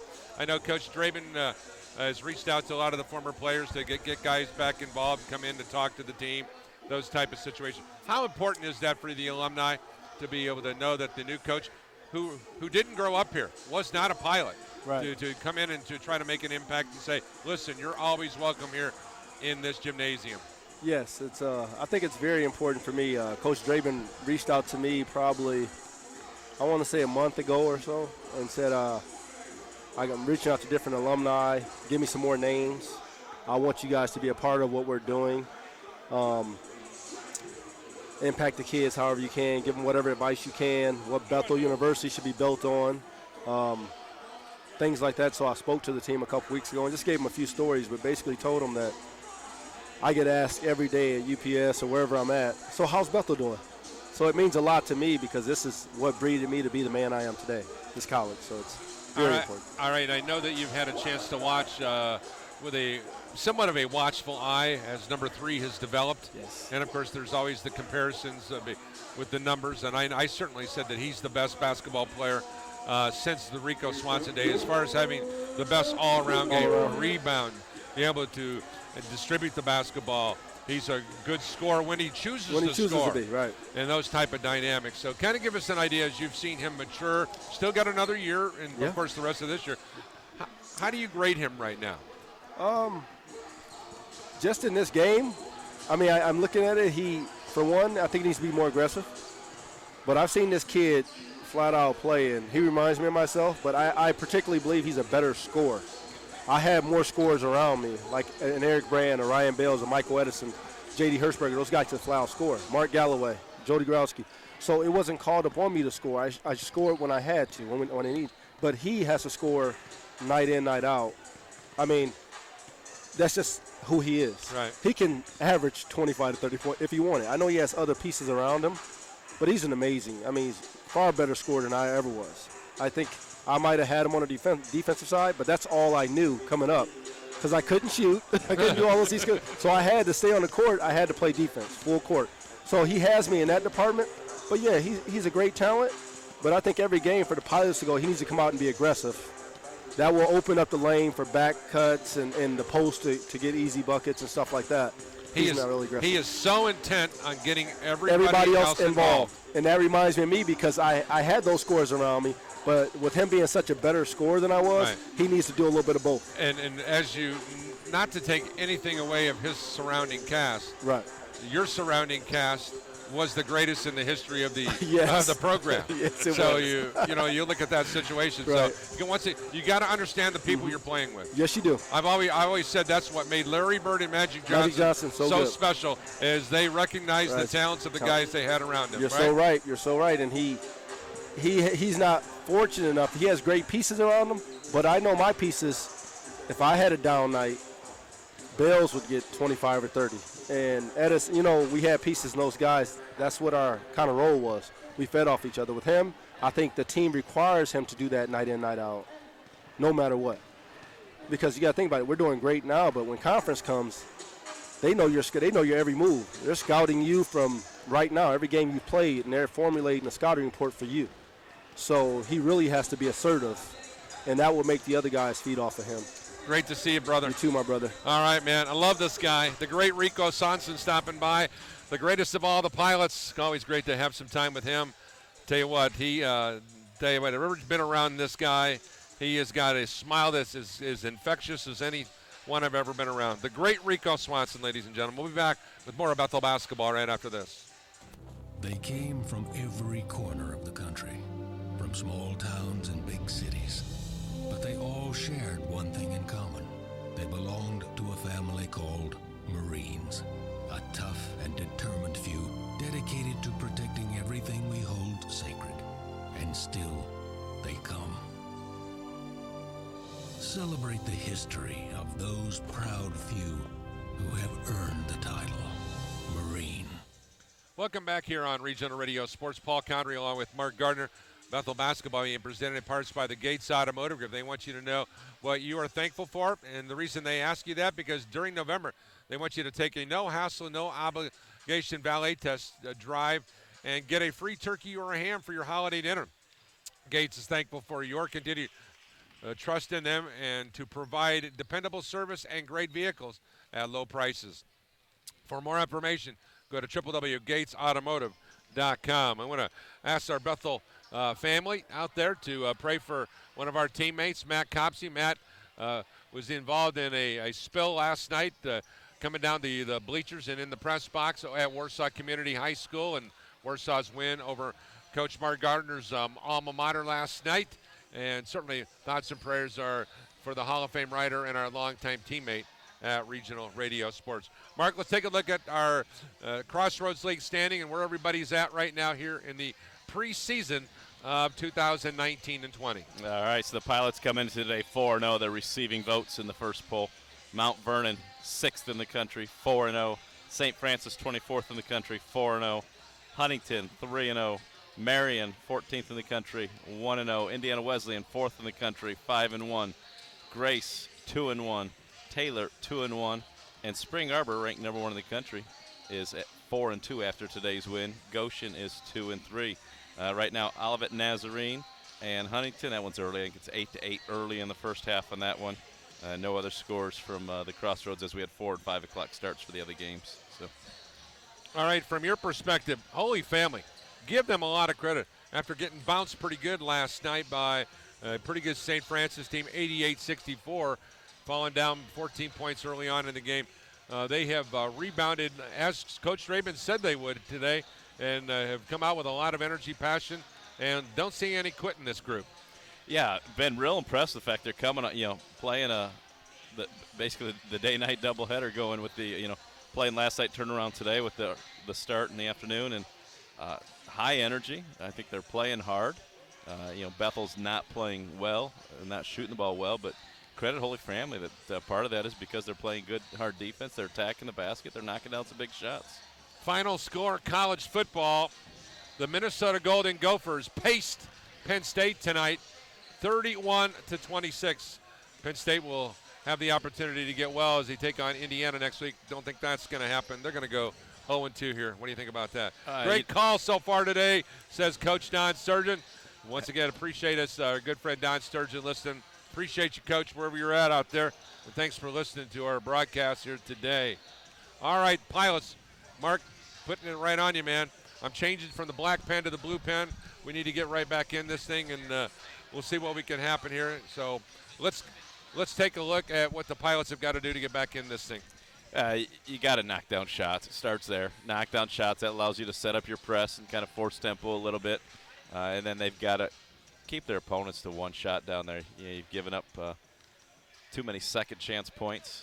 And so, limit them to one shot, get out and run the floor a little bit. But you start knocking down threes and everything goes better. By the way, Coach Polsgrove just came over, said that the officials talked at halftime. So we looked at the old rule book and came out and said, we apologize. That was our bad. Since the other team had possession, it should have been a 30-second shot clock reset. Score was tied 4 times. Lead changed 3 times. Biggest lead for Holy Family was 3. Biggest lead for the Pilots was 8. Here we are getting ready to start the second 20 minutes. Bethel decked out blue shorts, blue jerseys, and the white numbers. Bethel written in white on the front. Of course, Holy Family will be to our immediate left here, decked out in the white shorts, white jerseys, blue numbers trimmed in gray. As it'll be Pluta, Dylan Sheehy, Giuseppe, along with Grant Galen, Gavin Rassler, and the great Travion Cruz will be on the floor. I'd like to see Bethel come out, run a set for Galen. Let him see if he can knock down a triple here and get things going. So Steve Dreeben talking things over with one of the officials here. And Derek it's good that Etherington saying, my bad. That's great communication. It's early in the season. It's new rules. Exactly. And the fact that they took the time to do so, kudos to them. I'm I'll on tell these guys like flies on you know what. When I was coaching the women's team at the end of last season, they were, I loved when an official came over and said, hey, Coach, that was my bad. You know what? We have good respect. I'm hollering about a charge, and he comes over and says, Coach, you're right. I missed it. My bad. I'm off his case. We're good. All right, so Holy Family will dig in on defense as the Pilots. Here's the That is throwaway. not what Coach drew up at halftime. Dylan Sheehy with the turnover. And he looks immediately to the bench, is trying to sell his case to his coach. Bottom line is you made a bad mistake there. Yeah. With the basketball out here at the top now is Brent Farr. Now back out to the top now, Dean Jr. Back over to the right side to Oliver. Jump shot from the right elbow, good for Mark Silas. And it's now 38-35. The Pilots by 3 at the 19:27 mark. Silas now with 7 points today. With the basketball, Grant Galen looking for help, comes back out here. He throws it away. Silas back the other way for the deuce. Silas with 9 points today. 38-37, back-to-back field goals. And the Pilots, plain and simple, ladies and gentlemen, are stinking up the place. Yeah, what every coach said at halftime, you want to throw that tape away and don't ever use There's that a halftime pass talk. inside to Pluta. Pluta There you banks go. one in. That makes it 40-37. 18:58. Pilots with 26 points in the paint today. They've got to pound the ball inside, take care of the ball. Here's Byron Dean Jr. going to the right side now here to Patrick Walls. Quickly to the near side now here to Byron Dean Jr. Back out to the point now here, Mark Silas. Goes right side now to Walls. Into the right corner now here to Oliver. Oliver misses, but once again an offensive rebound given up by the Pilots. And fortunately, Farr missed an easy one. Yeah, because Farr had 3 early offensive rebounds and got in foul trouble, sat the rest of the half. With a basketball out here, Sheehy tip pass out here to Galen. Grant, 3, good. He finally knocked one down. That makes it 43-37, Double G in the scorebook for the first time tonight, and it comes all the way here at the 18-13 mark of the second half. He's won for his last one. That's the important number for a shooter. Farr goes over to the right side now here to Dean. Back out to the top now here to Oliver. Oliver launches the triple over Grassler. That makes it 43-40. Oliver now with 5 points. He struggled, 6 from the floor in the first half. With the ball out here now is Cruz. Cruz waiting for a cutter, goes now to Rassler on the far wing. Rassler lobs it inside now to Pluta, puts it on the floor, and then he's fouled on the double down. That's tough dribbling in there for Nick. I don't think you even dribble the ball. You keep it up high and you power to the goal. Yeah, I think he should have went right to the rack. That's Farr's 3rd foul. He only played 3 minutes in the first half and had 4 rebounds.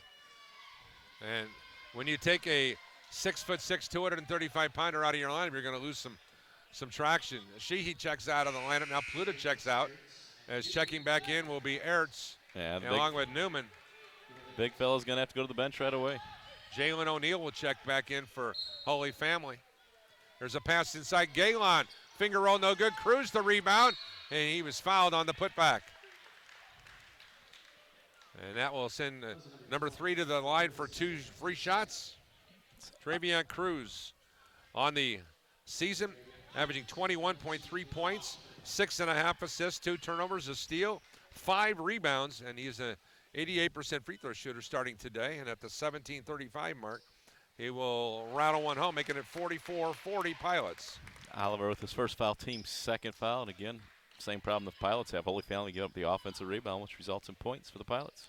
Cruz, 2nd free throw short, but got it to crawl over the rim. Makes it 45-40. Interesting take from the great Rico Swanson on Travion Cruz, Mark. Yeah, and that's high praise when he says, he's as good as I was. Walls, exactly. There's a pass over here to the right corner now. Oliver tracks down the pass. Back out here to the top now. O'Neal. Now here to Dean Jr. Dean with a lane. They beat Cruz off the dribble.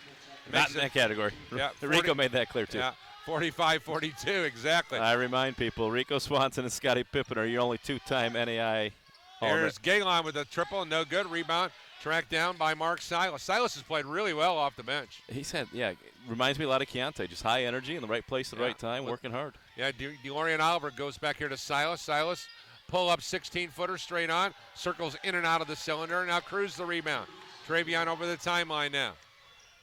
Here on the right side wing, launches the jump shot from 19 and knocks it down. 47-42. Cruz says, I'll take the matters into my own hands as he knocks down the jump shot. Cruz now with 9. Yeah, I like to see Travion get a few more of those pull-up jumpers. Dean Jr. hands it off now to Mark Silas. Silas at the top of the ring now, bounce pass here to the near side to O'Neal. And a foul on Grant Galen. That's his third. Now the question is, will Steve Dreeben keep him in the game? And with 16-19 to go, I doubt that he will. As Cruz checks out, Galen both checks out. These two guys will come out and get a reset. As the two talented freshmen of Newman and Ertz are back on the floor, along with Granville, Sheehy, and Keontae Jenkins. Dean goes to right corner now here to Walls. Walls, one-on-one against Dylan Sheehy Giuseppe. Back over here to the near side to Oliver, shot clock winding down. Silas pulls it up, stolen by Granville. Life back the other way, hits the trailer, Keontae Jenkins, and he traveled with the basketball. Life traveled, then Keontae Jenkins traveled. Life just needs to take the ball to the rack. Well, Keontae was calling for it. I think that's a good, but he's got to come to a jump stop, turn and give him a little underhand pass. But Keontae's got to catch and shoot. Fishers are looking for the travel. Far checks back in for Holy Family. Be interesting to see here if the big fella goes to work with Rassler sitting on the bench and Pluta sitting on the bench. And he matched up there against the freshman Max Newman. And now Rassler will check back into the game now as Keontae Jenkins checks out. And once again to inbound the ball in front of the Bethel bench will be DeLorean Oliver. Gets in here to Byron Dean Jr. And Dean Jr. one-on-one against Granville and now into the forecourt now. Cross court sitting now here to Oliver. Oliver, Silas on the come around at the top. Goes into the right side now to Dean Jr. Dean with a jab step, stops, comes back out here near side now to Oliver. Shot clock at 10 now. Hard dribble high here by Walls. Goes back here to the right side now to Silas. Silas on the drive, kick out into the corner, and he throws it away. Pilots will take the free lunch there. 5-point lead. 15:32 to go in regulation, and a timeout on the floor for head coach Brant Daniels and the Holy Family Lakers. Turnover number 10 for the Lakers. Think about how good it feels when people really get you, like the friends who come over when a big game is on. The neighbors next door always bring your favorite buffalo dip. Your in-laws know your need for silence during clutch plays, and everyone knows about your special post-win fist bump. It's kind of like having State Farm agent Eric Gunther. He is here to let you know and he understands your life, and he can help make it easy for you to protect what's important. Get an agent that gets you and your fist bumps. Call State Farm agent Eric Gunther today at 574-291-1597. That's 574-291-1597. Today's game on the Regional Radio Sports Network, sponsored by First Source Bank. Forget running to the ATM or mailing a check. Start sending money with Zelle. It's fast, it's safe, it's easy, right from your First Source mobile banking app. Repay a friend for coffee easily with Zelle, right from your First Source mobile banking app. First Source Bank, your partners from the first, with e-student checking. Contact First Source Bank today. Newman, Ertz, along with Dylan Sheehy, Travion Cruz, and Gavin Rassler will be on the floor for the home team, and they'll be moving from left to right. And got some blood on DeLorean Oliver. Got a fan over there. One of the Bethel fans is recording during the game, and they have their light on in their video. And I caught it last possession down there. I saw it again come out of timeout. So we'll see if the officials see that and ask her to turn off the light on that. Ashley Ord doing a wonderful job here as a certified athletic trainer, cleaning the blood off the jersey of DeLorean Oliver. She's a star. Good job, Ort. She's outstanding. She's a great player here. Loved her energy. Love her energy is what she's trying to pass inside to Newman. Max backs in, banks it up, no good. Once again, the Pilots have been a day late and a dollar short. Here's Favre with that rebound. Gives way now here to Walls. Walls stops on the dime, goes back out here now here to Harper. Harper Handing it off now here to Walls. Walls one-on-one against Cruz. Comes over here on the near side now here to Dean Jr. Dean Jr. against Sheehy. Jump pass into the corner now here to Taylor Harper. Jump shot three. Once again, Pilots give up an offensive rebound. There's a shot and a score inside as Farr scores, and Newman just standing there.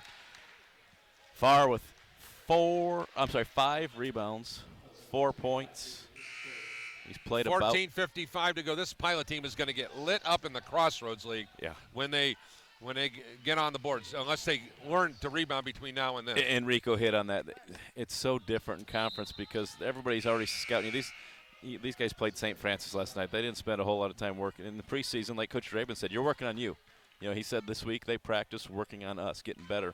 Conference time, you start game planning for your opponents, but in the preseason, it's just a matter of just competing and getting better. So. Farr, a 76% free throw shooter, completes the old-fashioned three-point play, and it's now a 2-point ball game with 14:52 to go. Here's Cruz back out top now to Ertz.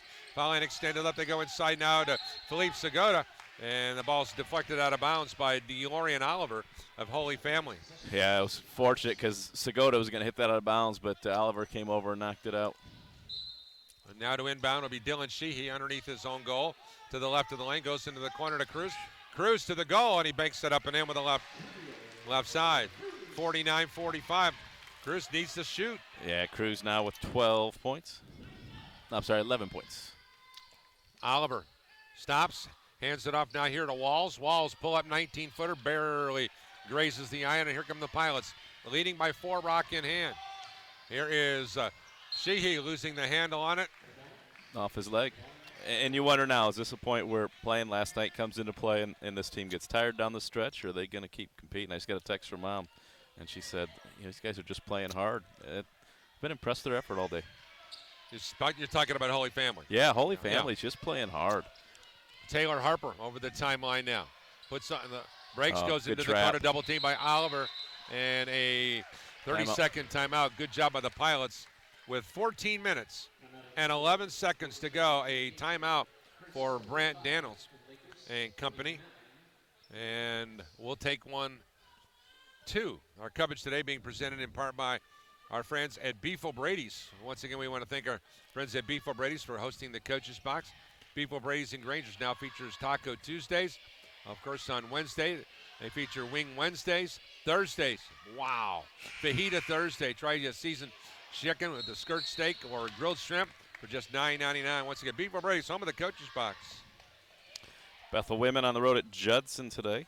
They are leading 48-40 in the third quarter. It's a Judson team that is 0-3. Pilots are 2-3. And to inbound the ball on the far side will be Patrick Walls. Walls, who hails from Chicago. Will inbound the ball on the far sideline. Gets it here now to Byron Dean Jr. And Dean goes back into the corner now to Walls. Inside now here to Harper. Ball deflected and kept alive. And here's Cruz getting knocked down. But once again, the Pilots had an opportunity to grab a loose ball instead of hitting the floor and diving for the loose ball. They got out-hustled by Harper. He threw it away under the basket and chased it down in front of his own bench. Out-hustled everybody else on the floor. Yeah, so why are you not diving on the floor for loose balls? With a basketball now here, Byron Dean kicks it over to the right side. Three-point shot goes high off the iron. Cruz tips it up here to Sheehy. Jenkins. Sheehy goes to KJ. KJ, jumper, three, good. Pilots lead 52-45. That's what KJ should have done when Granville dropped that last one off to him in front of the Pilots bench, too. Just stop and pop. Taylor Harper looking for some help. Comes out to the top now here to Farr. Swings it near side wing now to Dean Jr. Dean Jr., nice backslip and the score. Beautifully done, 52-47. Galen will come back into the game now. The next dead ball. Sheehy did not rotate over on that. Sheehy waiting for a cutter. Moving and screen. A illegal screen set up by the Pilots. Nathan Ayers guilty of the infraction. Yep, easy call right in front of the officials. Tell you, I really like what Brant Daniels has done with this group. He was at Indiana Tech from 13 to 18. He's a native of Loudonville, Ohio. He's assisted by Kyle Hoffman and Jalen Perenke. And here's Holy Family with the ball in a half-court set now. Here's Oliver. Grant's got to be careful not to pick up his fourth foul. Especially 30 feet from the basket. Where the other three have come. Yeah, Walls on the drive, pulls up from 17, in and out, no good. Keontae Jenkins the rebound. Here's KJ over the timeline now. He's going to drive down the lane, throws up a prayer, deflected around, and back the other way comes Taylor Harper. Harper over the timeline now, skips it over here to the near side to Dean Jr. Oh, Good KJ hands. with a great play. And that'll be a traveling call on Keontae Jenkins. But a great hustle play for number 2, diving on the floor for the loose ball. And he got called for the travel because he stood up and then dribbled. He tried to dribble as he was standing up. And Gavin Rassler will check into the game now for Nathan Aerts. Mark, does it seem like the Pilots are just kind of sleepwalking? Yeah, and we've talked about this, that there's a lot of new faces. I thought they played so well at IUSB together. This ball deflected by Cruz out of bounds. But today what we're seeing is more of what I expected early on. Just some of those, trying to find their roles and understand what the rotation is going to be. And you got a guy like Galen that's been knocking down shots left and right, and he's struggling to score today. Changes things.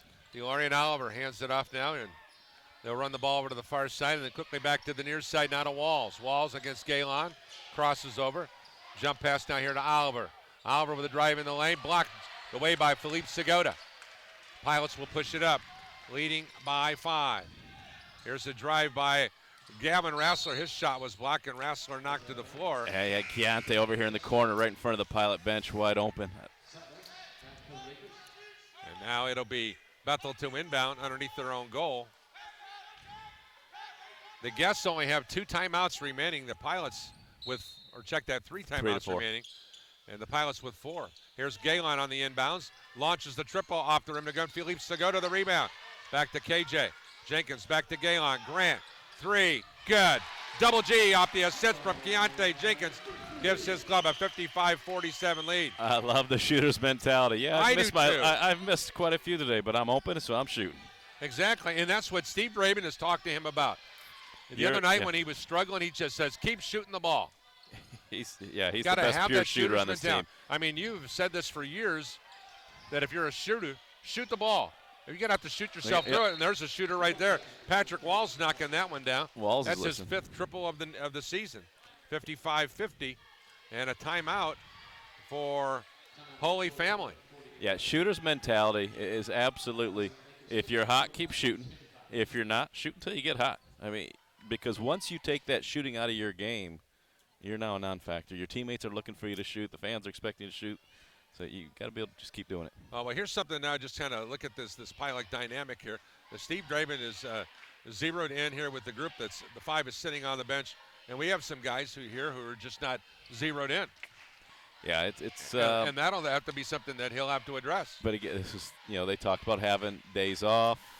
Haven't played in a week. They he gave them a couple days off. They had Sunday and Tuesday off, and while that was good, I think these guys are creatures of habit. They want to get in that Tuesday Saturday routine. You prep on Monday for Tuesday's game, then you come back and you prep for a couple days for the weekend game, and so still figuring things out. Jenkins along with Philippe Segota, Greg Galen, Travion Cruz, and also on the floor will be Gavin Rassler for the team with blue. As Life Granville will be checking into the game. He says, Paul, I can do this headset thing with you, but no, I don't got a cord long enough. Yeah, it was fun sitting with him the other night at the IUSB game. Well-spoken young man. The Pilots have 6 players on the floor right now. Yeah. Keontae didn't understand that he was being subbed in for. Comes out here with a big smile. 6-on-5 advantage. Yeah, power play. All right, so Keontae's going to the sin bin. And now the Pilots will move from left to right with a 5-point lead. And the move, Kevin Smith liked that commentary, evidently. Here's Live Granville at the top, goes right side, now here to Rassler. Not a Galen at the point, back to Rassler. Rassler for 3, God! Gavin finally is able to break free and knock down the 3 ball. And that gives the Pilots, matches their largest lead at 8. Remember, they started 1 for 10 from 3-point range. They are now 5 of their last 8. Here's Rassler with a drive, off-balance shot, no good. Live Granville, another rebound. And we got some blood on the jersey again. It looks to be the case. Yeah, Farr and Segota were beating on each other this last possession when Gavin dropped the triple. Ashley Orton into panic mode again. Get on over to clean up that blood. Figured somebody was going to get a foul called down there. A big three-point shot for Gavin Rassler. Rassler, his 10th triple of the year. And now the Pilots, who really have struggled here fundamentally in the first 30 minutes of the game, Mark, or I should say the first 29 minutes of the game, just doing the smart things. Yeah, again, it starts with when you're 5 of 8 from three-point range, everything looks better. Yeah. The offense looks smoother. It hasn't changed, but it just looks better because shots are falling. Checking back in will be Farr. Brent Farr, a 6'6", 235-pound junior from Beloit, Wisconsin. Here's Cruz on the right wing, goes now to Galen in the corner, back out here to Granville, quickly to Rassler. Rassler lights the triple up, no good. Rebound comes long to Mark Silas. And now over the timeline now, Dean Jr. Goes now here to Silas. Zone defense for the Pilots the first time today, but nobody stopped the ball. Three-point shot, no good. Game on the offering by Byron Dean Jr., and here comes Bethel. Life Granville over on the far wing, handing it off to Cruz, back to Life. Life goes down here to the top, now to Rassler. Back to Life on the far wing. Into the far corner, lobs it inside to Pluta. Pluta's going to back in. Jump pass out here. The Rassler three way off the mark. Rebound ricochets into the hands of Patrick Walls. Walls pushes up, puts on the stop on the far wing. Gives way now here to DeLorean Oliver. Now back to the far side, now to Walls. Walls is going to get a screen. Got a mismatch over there. Now back out high. Now here's Farr. 13 on the shot clock here at the top now. Here's Dean Jr. 18-footer, left elbow, no good. Rebound, Grant Galen. Here come the Pilots now. A 58-50 leader. Here is Cruz. 2-point shot, good. Pilots, their largest lead is on the score sheet now at 60-50. Yeah, and you're starting to see the legs go a little bit here for Holy Family. Struggling to get shots, and the Pilots taking advantage of it, getting them playing back on their heels. Here's Walls again over the timeline now. Underhand pass nearly stolen by, and then there's going to be a foul called on Grant Galen. That's a good call by Kevin Smith because that was definitely the case. And that'll be the fourth, and with 9:41 to go, Grant will find himself on the bench as Nate Air jumps quickly off. And number 30, who was named the Crossroads League Men's Basketball Player of the Week, scored at least 24 points in all 3 games, netting 24.5 points, 6 rebounds, and a pair of wins. And here is Life Granville.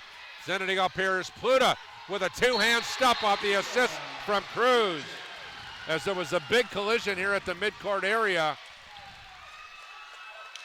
And down on the floor, was it Byron Dean Jr.? Yeah, he ran right into Life Granville, and Life is a solid young man. Life just set a screen, and he didn't see him coming. Well, Life was going for the ball. Cruz tipped the pass away, and so as Dean turned to get it and Life went to get it, 2 guys hustling after loose ball, but he just caught a shoulder to the head. So. And Brad Daniels trying to talk to the officials about the loose ball scenario. We'll see if we can pick up some of that conversation as Ashley Ort is asking for a towel to help clean up some perspiration over here. And number 11 get a nice round of applause. Byron Dean Jr. Nico is going to be, and checking in will be Jace Norton. LaSalle Prep from Portland, Oregon will check in. And they still haven't cleaned up the floor. There we go. And I got the guys in there to clean up the floor. Good to see the guys over here. Pilots a 12-point lead, Mark, their largest of the lead off the dunk from Pluta. Yeah, it started with good defense. Travion getting his hand on the loose ball there, or on the pass, and then Life picking it up. And Pilots in the midst of a 7-0 run, Coach. After they closed at the 55-50 at the 11:40 mark. And since that timeout by the Lakers, that's when the Pilots have exploded. Pilots smell blood. You see the full court press here. With the basketball now here is you got to force them to your help in the middle. Silas, jump pass in the corner, tap back out here to the top now to Oliver. Oliver on the drive, shovels it inside. Shot on the way, blocked by Pluta, but laid back up and in nicely by Farr. That makes it 62-52. 9:14 to go. 9.6 rebounds for the big fella. 4 offensive rebounds for Farr. Ayers goes inside now here. 4 fouls for Farr. And Farr fouls him with 9:09 to go. And now that'll be the third team foul on the guests from Wisconsin. Holy Family College. South, 2406 South, Alverno, Manitowoc, Wisconsin. That's what they call home. Turnover. Here come the Lakers. Ball on the far side now, Norton. Norton will match up against Granville. Goes out high now here to Oliver. Oliver swings it out here to Walls. Walls, jab step over Rassler, comes around a screen. Drive down the lane, off balance shot, Pluta, and there's Rassler with a strong rebound.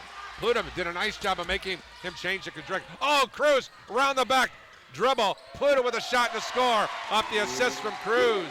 64-52 Pilots, 8:29 to go. 13 points, 8 rebounds, 5 assists for Cruz this afternoon.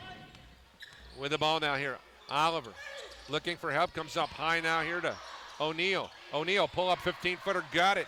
64-54. Holy Family refusing to go quietly here in the late autumn. Here's the pass inside, ill-advised, nice help side defense for Jace Norton. Pilots on the turnover, give it right back to Mark Silas and company.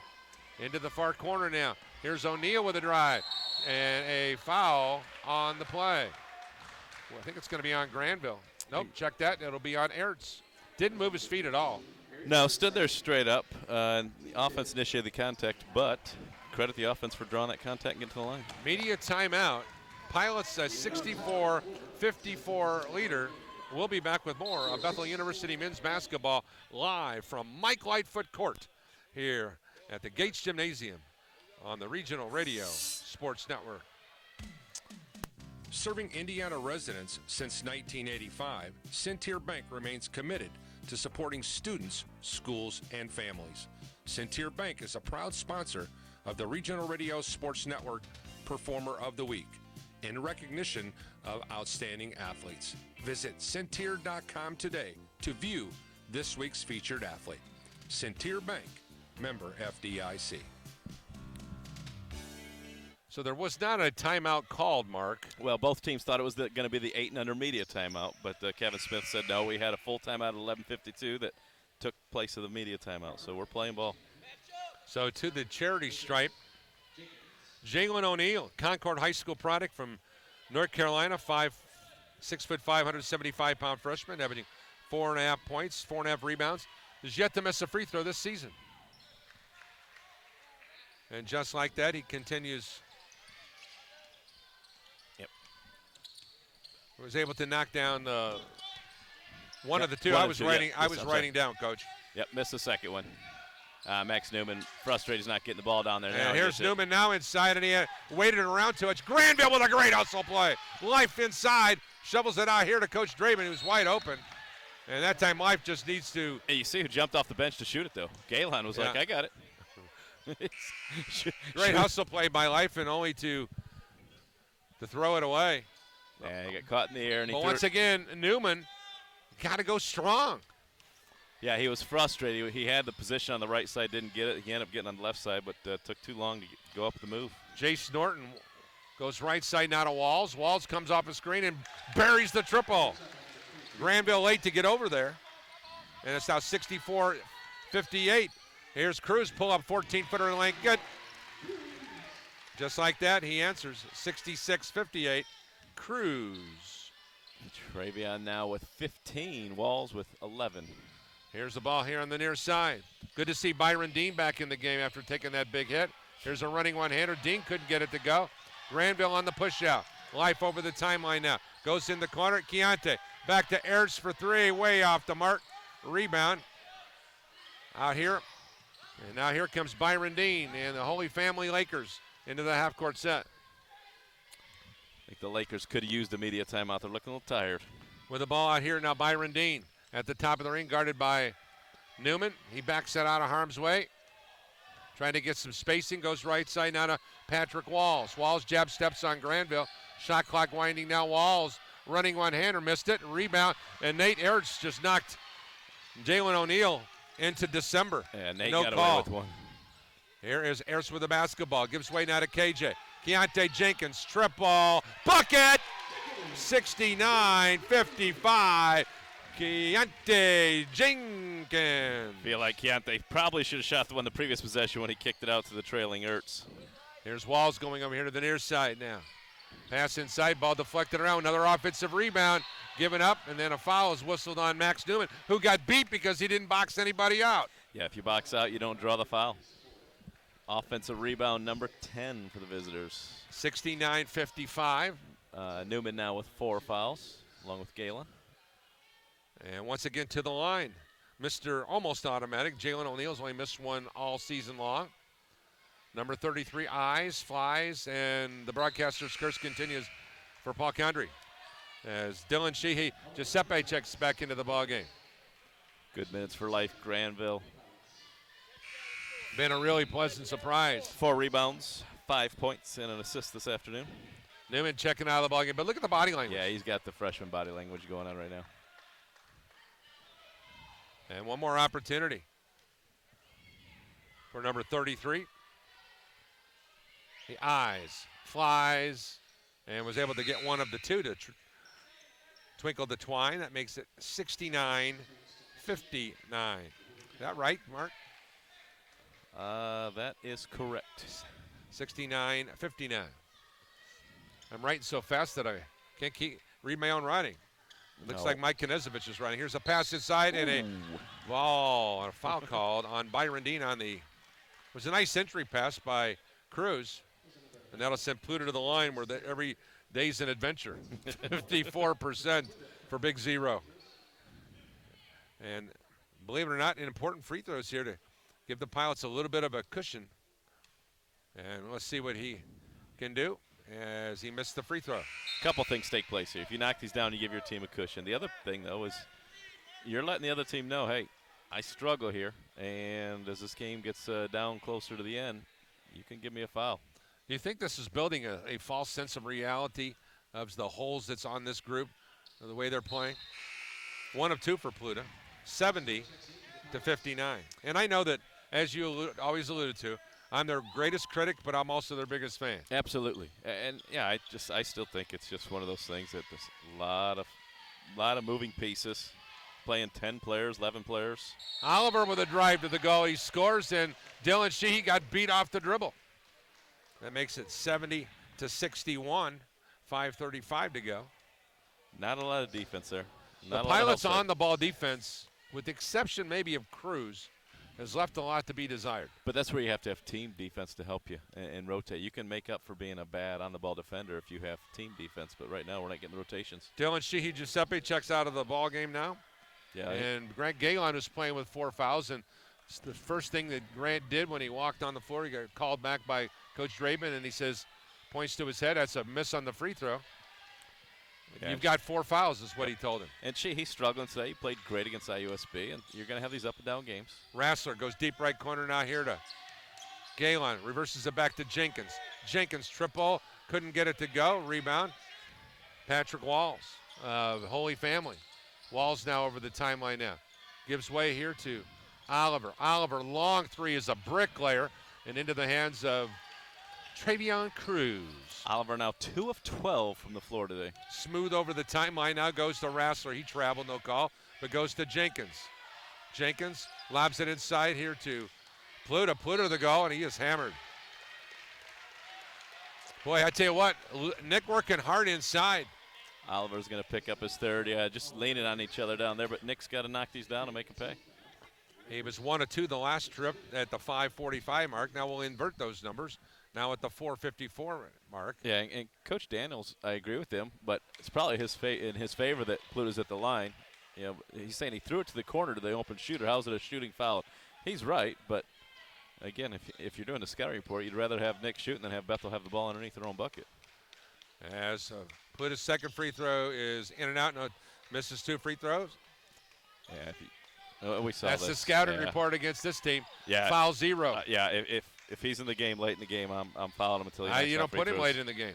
That's the way you avoid that. And we had that last year with Kyle Hartman. Yeah, no question about it. Here's a kickoff into the corner. Silas, triple, good. Rassler late on the rotation. That makes it a 6-point game, 70-64. 4:29 to go. Three-pointer number 8 Here's for the visitors. Pluto wide open in the layup. What a pass by Cruz. 72-64. Coach Dreeben wants to take a timeout. And I like what I just saw, though, out of Oliver. That's his guy, and as soon as that bucket went, he turned to coach and his teammates, and he said, that's my fault. I didn't get back. That one's on me, guys. Timeout on the floor. Our coverage today being presented in part by the Gates Automotive Group, Bethel Brady's, Eric Gunther State Farm Insurance. We also want to thank our friends at First Source Bank. Once again, a busy week of college and high school sports on Regional Radio Sports. Tuesday, we will have the first round of the Chicagoland Collegiate Athletic Conference volleyball tournament as the number 2 seed, Indiana University South Bend, will be at home against St. Xavier. Of course, on Wednesday, Mark and I have got a dandy. We have the backyard brawl between Indiana University South Bend and Holy Cross. Double dip there with men's and women's, followed by round 2 of the CCAC tournament. We'll also have the coaches box from Bethel Brady's. Friday, American tackle football. How about this one? Valparaiso, Mishawaka, and Hobart versus New Prairie. 2 great football games. And then, of course, we have some great stuff going on Saturday as well. Got a halftime score for you. Olivet Nazarene 56, Huntington 27. Egads. ONU, number 11 in the preseason poll in the NAI. Oof. As walking this one over the timeline now is Byron Dean Jr. He goes right side now here to DeLorean Oliver. Back out to the top to Silas. Over here on the near side wing again, it's Dean Jr. Jr. looking for some help. Goes into the deep left corner now here to Oliver. His 3-point shot no good. And Jenkins the rebound for Bethel. Here's Cruz over the timeline now. Hits KJ at the top. He backs it out of harm's way. Now it redirects traffic, lobs inside, and now a whistle. They're going to say DeLorean Oliver was holding Philippe Segota, and that's going to be his 4th foul. Yeah, he was banging on Pluto a lot before that play there when he's banging on Segota. He's just got to defend. Silas checks out, and checking back in will be Farr for Holy Family. 72-64 Pilots. Here's Galen, 3-point shot from the corner on the inbounds, in and out. And those shoulders droop. And it's one of those days for him. Got to keep shooting it, though, as you allude to, Coach. DeLorean Oliver goes inside to the big foul. Oh, and here's Philippe Segota coming out of nowhere with the Windex and the Bounty to clean the glass. Great defense and a good decision by Keontae. Jenkins on the drive, shovels it back out here to Cruz. Cruz will engage here. 3:23 to go. Rassler goes right side now to Jenkins. Jenkins looking for some help. Back out to Galen. Quickly to Rassler. Rassler, 3, way off the mark. Galen, the rebound, knocked to the floor, and Grant will earn some free stuff. And that'll be the 5th foul on Oliver. He's got to be careful he doesn't pick up a technical foul. Being embraced by Taylor Harper. Remind him to keep his wits about himself. Not saying anything. Grant Galen, who is 17 for 17 on the year at the line. Number 1 in the country. And with 3 minutes and 11 seconds to go, the Pilots, who have not scored in a minute and 12 seconds, Pluto coming out as Philippe Segota checks to the bench. And Galen, been a quiet night at the office for Double G. Free throw is perfect. That makes it 73-64. Now 18 for 18 on the season. Yeah, Grant's 2 of 10 from the floor, 2 of 9 from 3-point range, 4 fouls, 4 rebounds, 2 assists. Grant free throw, picture perfect again. Now 19 for 19. In case you're wondering what the record is, it's going to take a long time. It's Zach Miller in the was about 47 40 or something to that effect. I want to say about 47, yeah. Boy, I tell you what, Zach Miller could shoot. Oh my goodness, could he shoot? He can still shoot. I saw him at some halftime last year at the high school game, and he was still dropping down threes, winning the contest. Byron Dean goes over here now here to Taylor Harper. Back out to the top to Silas. Silas goes right side now to Walls. Walls, foul line extended right now to Harper. Harper on the drive, leans in, and scores. 74-64. 2:49 to go. If you're going to force baseline, you got to use the baseline as your friend and plant your foot on the baseline. Here is Cruz throwing it away because Oh, Pluta. they're fortunate. And boy, did the Pilots get a break there. Yeah, Pluta spun to the middle, and Cruz lobbed it to the baseline. And now to inbound on the far side, underneath his own goal, to the left of the lane from where Mark and I sit, is Nate Ertz, the trigger man. Ertz looks, goes back out here to Cruz.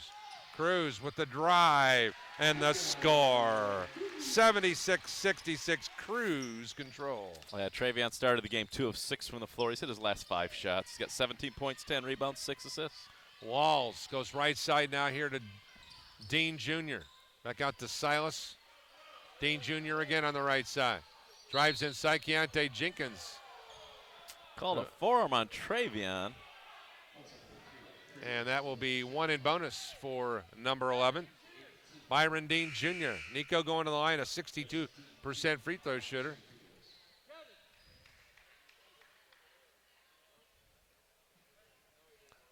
As Coach Dreeben asks Kevin Smith what the call was, and he says it was a forearm. To which Mark Polsgrove said, no. Free throw on the way, perfect. So number 11 closes the gap to 76 to 67, 2:20 to go. And now Dean Jr. again at the line. Second one perfect again. Once again, still a single-digit lead. Cruz over the timeline now.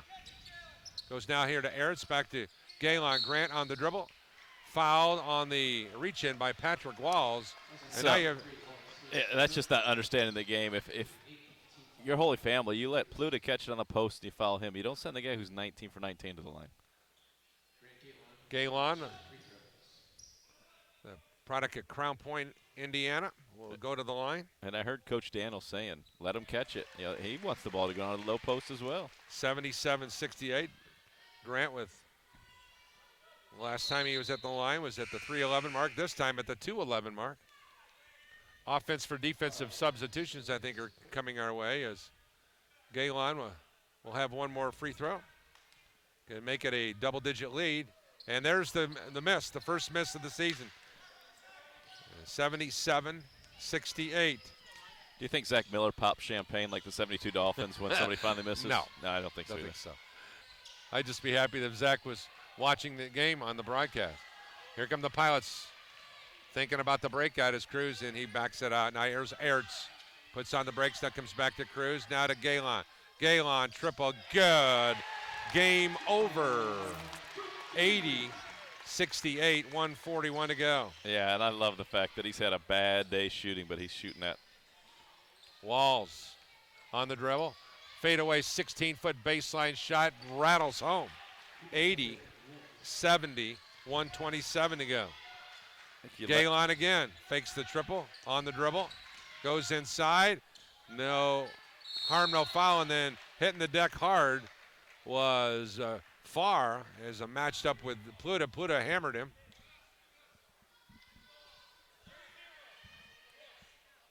And 1 in bonus. And Steve Dreeben wants to take a timeout. 1 minute and 18 seconds to go in regulation. The Bethel Pilots a 10-point leader. We'll be back with more Pilots Buckets right after this. You are listening to the award-winning coverage of high school, college, and professional sports. This is the Regional Radio Sports Network. They came from every corner of the country, from small towns and big cities. But they all shared one thing in common. They belonged to a family called Marines. A tough and determined few dedicated to protecting everything we hold sacred. And still, they come. Celebrate the history of those proud few who have earned the title Marine. Paul Condry, Mark Gardner, glad you can join us here from Bethel University. We need to be thinking about who we're going to have on the post-game show. And certainly a lot of candidates out there. Keontae Jenkins certainly goes to the top of the list there. He's kept his club in the ballgame. Mike Granville also played well off the bench. Good, maybe, and of course, Cruz is Cruz. You can talk to him every game, right?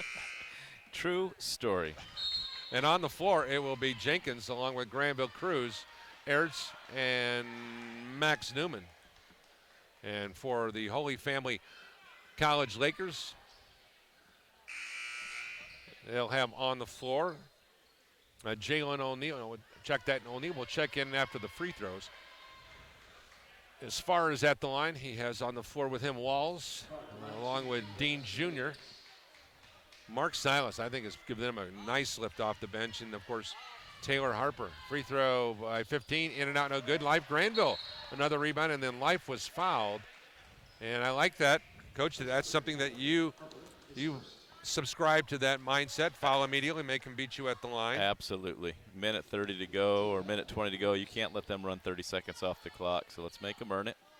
See what they can do. And this team is yet to prove that it can make free throws with any type of consistency. As they alluded to, they came in shooting 68%. You talked about Silas, Paul. 5 of 7 from the floor. 12 points, 3 rebounds. Life Granville off to the right, but Newman with the rebound. And stepping on the end line was Dean Jr. So if you box out if Holy Family boxes out, they get the ball back going the other way. And now Galen will check back in. Live Granville will check out. We'll get the offensive guy in there.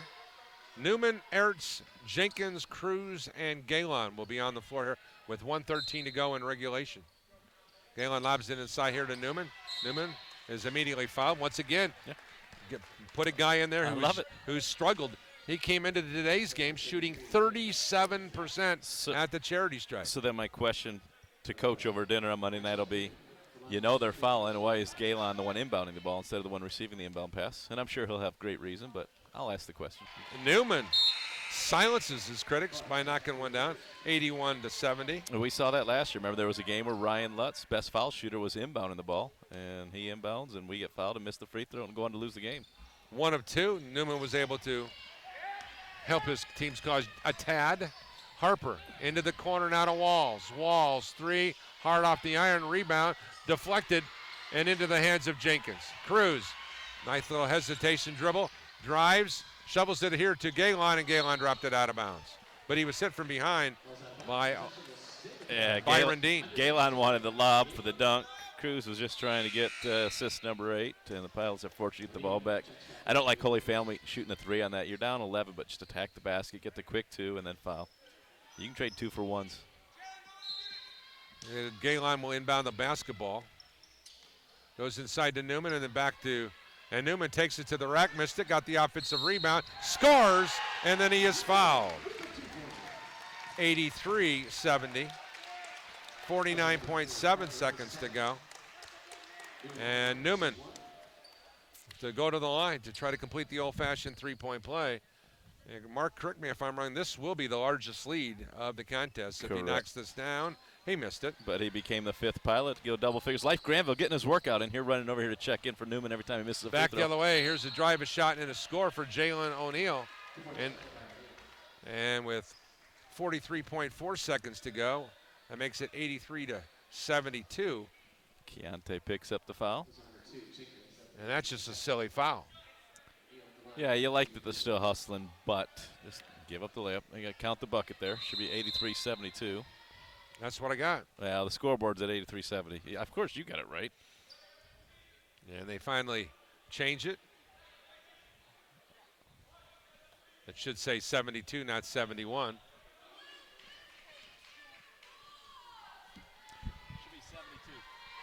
And at the charity stripe, shot no good. Galen with a rebound. And then a foul. Now they're going to foul Grant Galen. The score should read 83-72 with 40 seconds to go.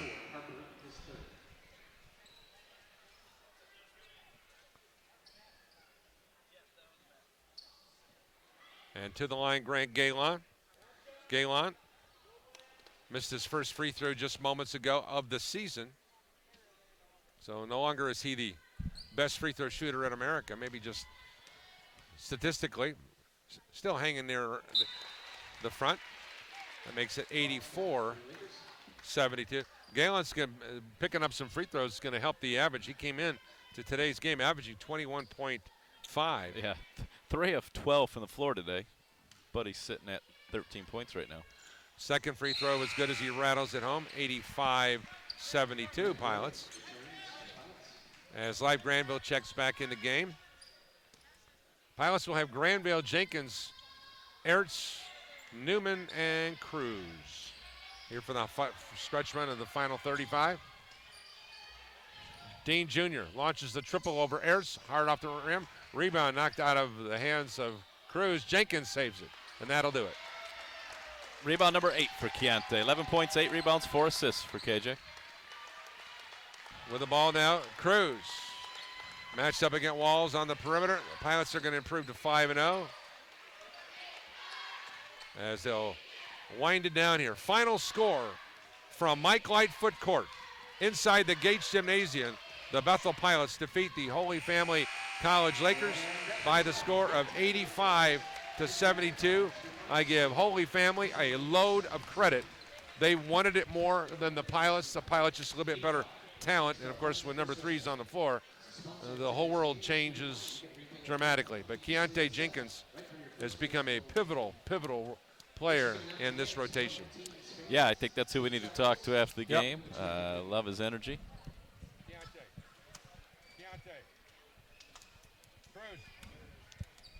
All right, we'll get 2 and 3 with us. They both are pretty good, aren't they? You you they're take all right. them on your team. My Come on. JV teams could shoot the ball pretty well. I don't know. They'd have to work your hard. guys couldn't handle that team.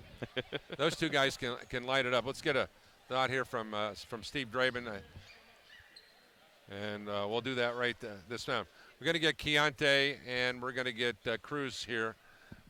Coach Dreben's going to hang out with us too. All right, Mr. Smooth.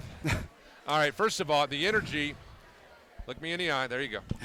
Yeah. That's Dad's talking. Yeah. Energy stunk. Where was it at? In the first half, we did not come out with energy, so that's why we picked it up in the second half. Okay, so I know you're going to go into the locker room and talk to your teammates about if we do this against Indiana Wesleyan or St. Francis, we're going to go out of here with a loss. How can you prevent that from happening, especially the young kids? Yeah, I think it's just preparation, like, practices and days before games. We got to have a mindset where we're just learning and knowing that teams like that will close us out. Keontae Jenkins has been a breath of fresh air to relieve you of a lot of, I have to score on every possession, doesn't it? Yeah, definitely. He comes out and play hard. Give us your thoughts on the rest of your group. What were you happy with? I was happy that we came out in the second half and really took it to them. We came out with more energy, more crashing the glass, more defensive plays, so we was able to push that lead open a little bit. All right, so I know you want these three-point shooters to keep on shooting. Oh, yeah, definitely. Don't definitely, you? yes. Right. All right, so Coach Gardner and I have been on you about shooting, right? Yeah. So we had the legendary Rico Swanson here with us on at halftime, and he says that Travion Cruz, I'm a better defender than Travion, but he's a better shooter, and I think he needs to shoot more. I'm just saying. We're just passing on the message from the two-time NAI, talking about the greatest Player of the pilot Year. of all time, saying you need to shoot more. Okay, we love you, brother. Thanks for stopping by. Yep. Keep up the great work. We'll get a thought here from Keontae Jenkins. we got to get our jabs into him when we can. This guy has really turned this place on fire, man. Well done, young man. Love your energy. Appreciate it. All right, Keontae. First of all, absolutely, right from the get-go, you came in and matter of fact, you knocked down that triple to give your team the lead and just kind of say, all right, I'm going to put my team on the back. It's difficult when you're gone from a school here to school there and fitting in. Talk about some of the growing pains, and this is still early on in the whole process of things. So talk about the growing pains you're going through. Just one is defensively, just learning the basics, standing help side, high gaps, things like that. I'm just trying to get that to a cue where I can just come out here and just give that every night and be disruptive like I did tonight. Offensively, I'm just getting in where I fit in. We have a lot of scores, so it's just like I'm just trying to pretty much move the ball around and attack when I can attack.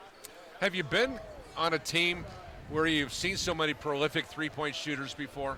No.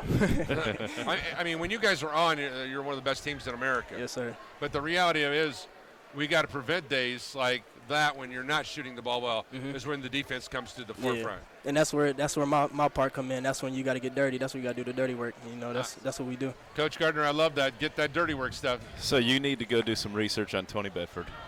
Okay. Tony came in here and played as a transfer, and same mentality. And I believe ward number 20, so you have the 2 there. But same mentality as you. 1 year player. 1 year player. Key component, was willing to do whatever it took. Could score, but was more willing to go out and just disrupt things, get after people. And so you remind me of Tony, and he's one of those success stories of Bethel basketball.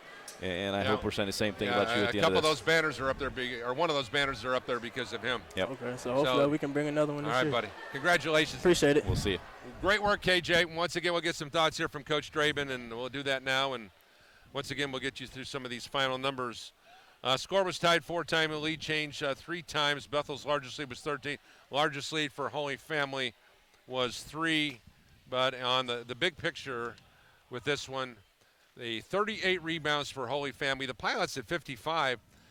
Mark, correct me if I'm wrong. They had 7 offensive rebounds in the first half. They cut that down to with only 3 in the second half, so that was a little bit better. All right, Steve. First of all, the energy for this group to start the game, they stunk. Really bad. It really was. They played 4. This was their 4th game in 7 days, and we hadn't played since last Saturday. You would think we would have the energy and the fresh legs, and it was complete opposite. But you said this prior to the game. You said that Holy Family would rebound today and come out energized. You were right on. Yeah, you knew they played better than what they did last night, and they did. And they were the aggressor. I told our guys, victory goes to the aggressor, and they deserve to win the game, in my opinion. Yeah, Keontae Jenkins is just a breath of fresh air because he wants to play defense. Yeah. So him and Life Granville, I thought were the only 2 guys that gave us, consistent energy in the first half. I told our guys that at halftime, and we just need more guys to bring that positive, consistent effort, and have on top of that, have a positive, consistent approach. The stuff that we're doing. When it doesn't work, a lot of times guys mope and don't like it, and the bad body language and that stuff. And I told our guys we're not going to be that. We're not going to be that kind of a program. We're going to stay positive. I'm going to hold you accountable to it, and I want you guys to hold each other accountable to it. What positives will you take out of this game? Well, besides winning, won the game. I'll never apologize for a win. I mean, it's hard to win in college basketball. I mean, Coach Daniels does a good job. They're college basketball players for a reason. They came to play. They made shots. They made tough plays. Second half, we didn't do a whole lot. We played our 4 offense, and we did some some full court stuff. That's all we did. And I said I just want to concentrate on keeping it simple. And I thought they did a pretty decent job at playing, doing what we do. I thought we got a lot of post touches today. That was good. I'd like our post guys to score it better. I don't have a stat sheet yet, but what our numbers were, what our post guys did, but they need to score it better. 38 points in the paint. Okay, better than I would have guessed. And I agree. I think a lot of it was on second chance offensive rebounds, because I agree with you. Good post position, but then they were slow to go up and allowed the secondary help to come over and block shots. Told our post guys that you always got to expect somebody to be there. Two-hand, catch, gather, score. One of the things that you've talked about that you love about Grant Galen is his ability, despite the fact that he couldn't hit the broadside of a barn today, but you want him to continue to keep shooting. And he hit a key 3 here. I thought that was the same situation with Gavin Rasmus. Really struggled to shoot the 3-point shot, but you want them to continue to shoot. I want our guys to play with confidence. You don't have to prove to us that you can make a shot. You have to prove to us that you can't. If guys' percentages start dipping, then we'll have conversations. But I told Grant, I love the shooter's mentality. I told him on the bench. I had the same one. I had the same kind of shooter's mentality. However, I want you to use that like a light dimmer switch. Okay, when we're up 10 with a minute and a half, I don't want you to have a quick trigger. I want you to take only really good ones. You got to dim that light switch a little bit and only take good ones. But he's learning. I called a couple of timeouts late. I just wanted to teach our guys. We're learning. We're still new at this. We're 5 games into 11 new players, and it's a learning curve. And I want our guys to understand that. I mean, realistically, 5-0 with this group that you had no idea. I think you should take that to the bank. We'll take it for sure. What I tell our guys every day, they get tired of hearing it, but growth mindset. I just want to get better. All right, we will miss you. We're going to miss your trip down to. I know you're always the College of the Ozarks, Mark. We one of the best fundamental basketball teams. We've seen them play over the years when we're down in Branson. And you've got Ozark Christian. Don't know a lot about them, but C of O, they'll bring it. Make sure you bring your A game against them on Friday. It'll be a great test for us for sure. I think it'll be good for us. We tell our guys we got to be ready to play, ready to strap it on and do what we do better. All right, bring home a couple W's. Thank you, sir. Appreciate you. Once again, thanks, Mark. Thanks again to Coach Steve Dreeben for stopping by here. Let's get to our final numbers. Let's go to Coach Mark Gardner. Yeah, and I'll just finish that up with it's hard to win in our conference. So you'll take those 5 preseason wins and any more that we can get between now and conference play because once you get into conference. I like that. I like that mindset. I'm not going to apologize. No, pack away whatever you can get. Yeah. All right, for the visitors, they shot 26 of 67, 39%, 8 of 24 from three-point range, 33%. 12 of 20 from the line, 60%. They had 38 rebounds, 18 offensively. Farr, 9 points, 8 rebounds. Harper, 4.7 rebounds. Dean Jr., 14 and 3. Oliver had 7 points, 5 rebounds, and a tough 2 of 13 from the field. Walls, 13 points, 3 rebounds. Crockett picked up a foul. Silas, 12 points, 3 rebounds off the bench. O'Neal, 13 points, 2 rebounds. Pilots, 31 of 68, 46%. 8 of 26 from three-point range, 31%. 15 of 26, 58% for the foul line. Got to clean that up. They did have 19 offensive rebounds, but 55 to 38 rebound advantage for the Pilots. 20 assists, 13 turnovers. Pluta, 6 of 9 from the floor, 13 points, 5 rebounds. Sheehy was 0 of 4 from the floor. Cruz, 7 of 11, 17 points, 10 rebounds, 7 assists. Rassler, 3 of 10, 1 of 5 from three-point range. 7 points, 3 rebounds. Galen, 3 of 10 from three-point range, 3 of 12 overall, 14 points, 6 rebounds. Keontae Jenkins, 4 of 8 from the field, 3 of 5 from three-point range, 11 points, 8 rebounds, 4 assists. Life Granville hit his only shot, 5 points, 5 rebounds, 1 assist, 2 steals. Gabe Johnson knocked down his only shot, 2 points, 1 rebound. Nathan Ertz, 1 of 3 from the floor, 2 points, 3 rebounds. Nick Bailey, 0 of 1 from the floor, 1.2 rebounds. Maxwell Newman, 4 of 8 from the field, 3 of 5 from the line, 11 points, 3 rebounds. And Philippe Segota hit his only shot, 2 points and 2 rebounds. Pilots 5-0 for the 6th straight season.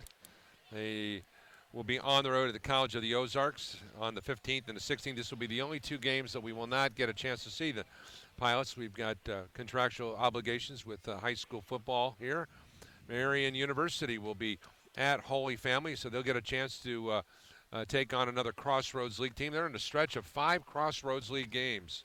So it'll be another great learning experience for Brand Daniels and his group. Once again, the Lakers fall to 1-5 on the season.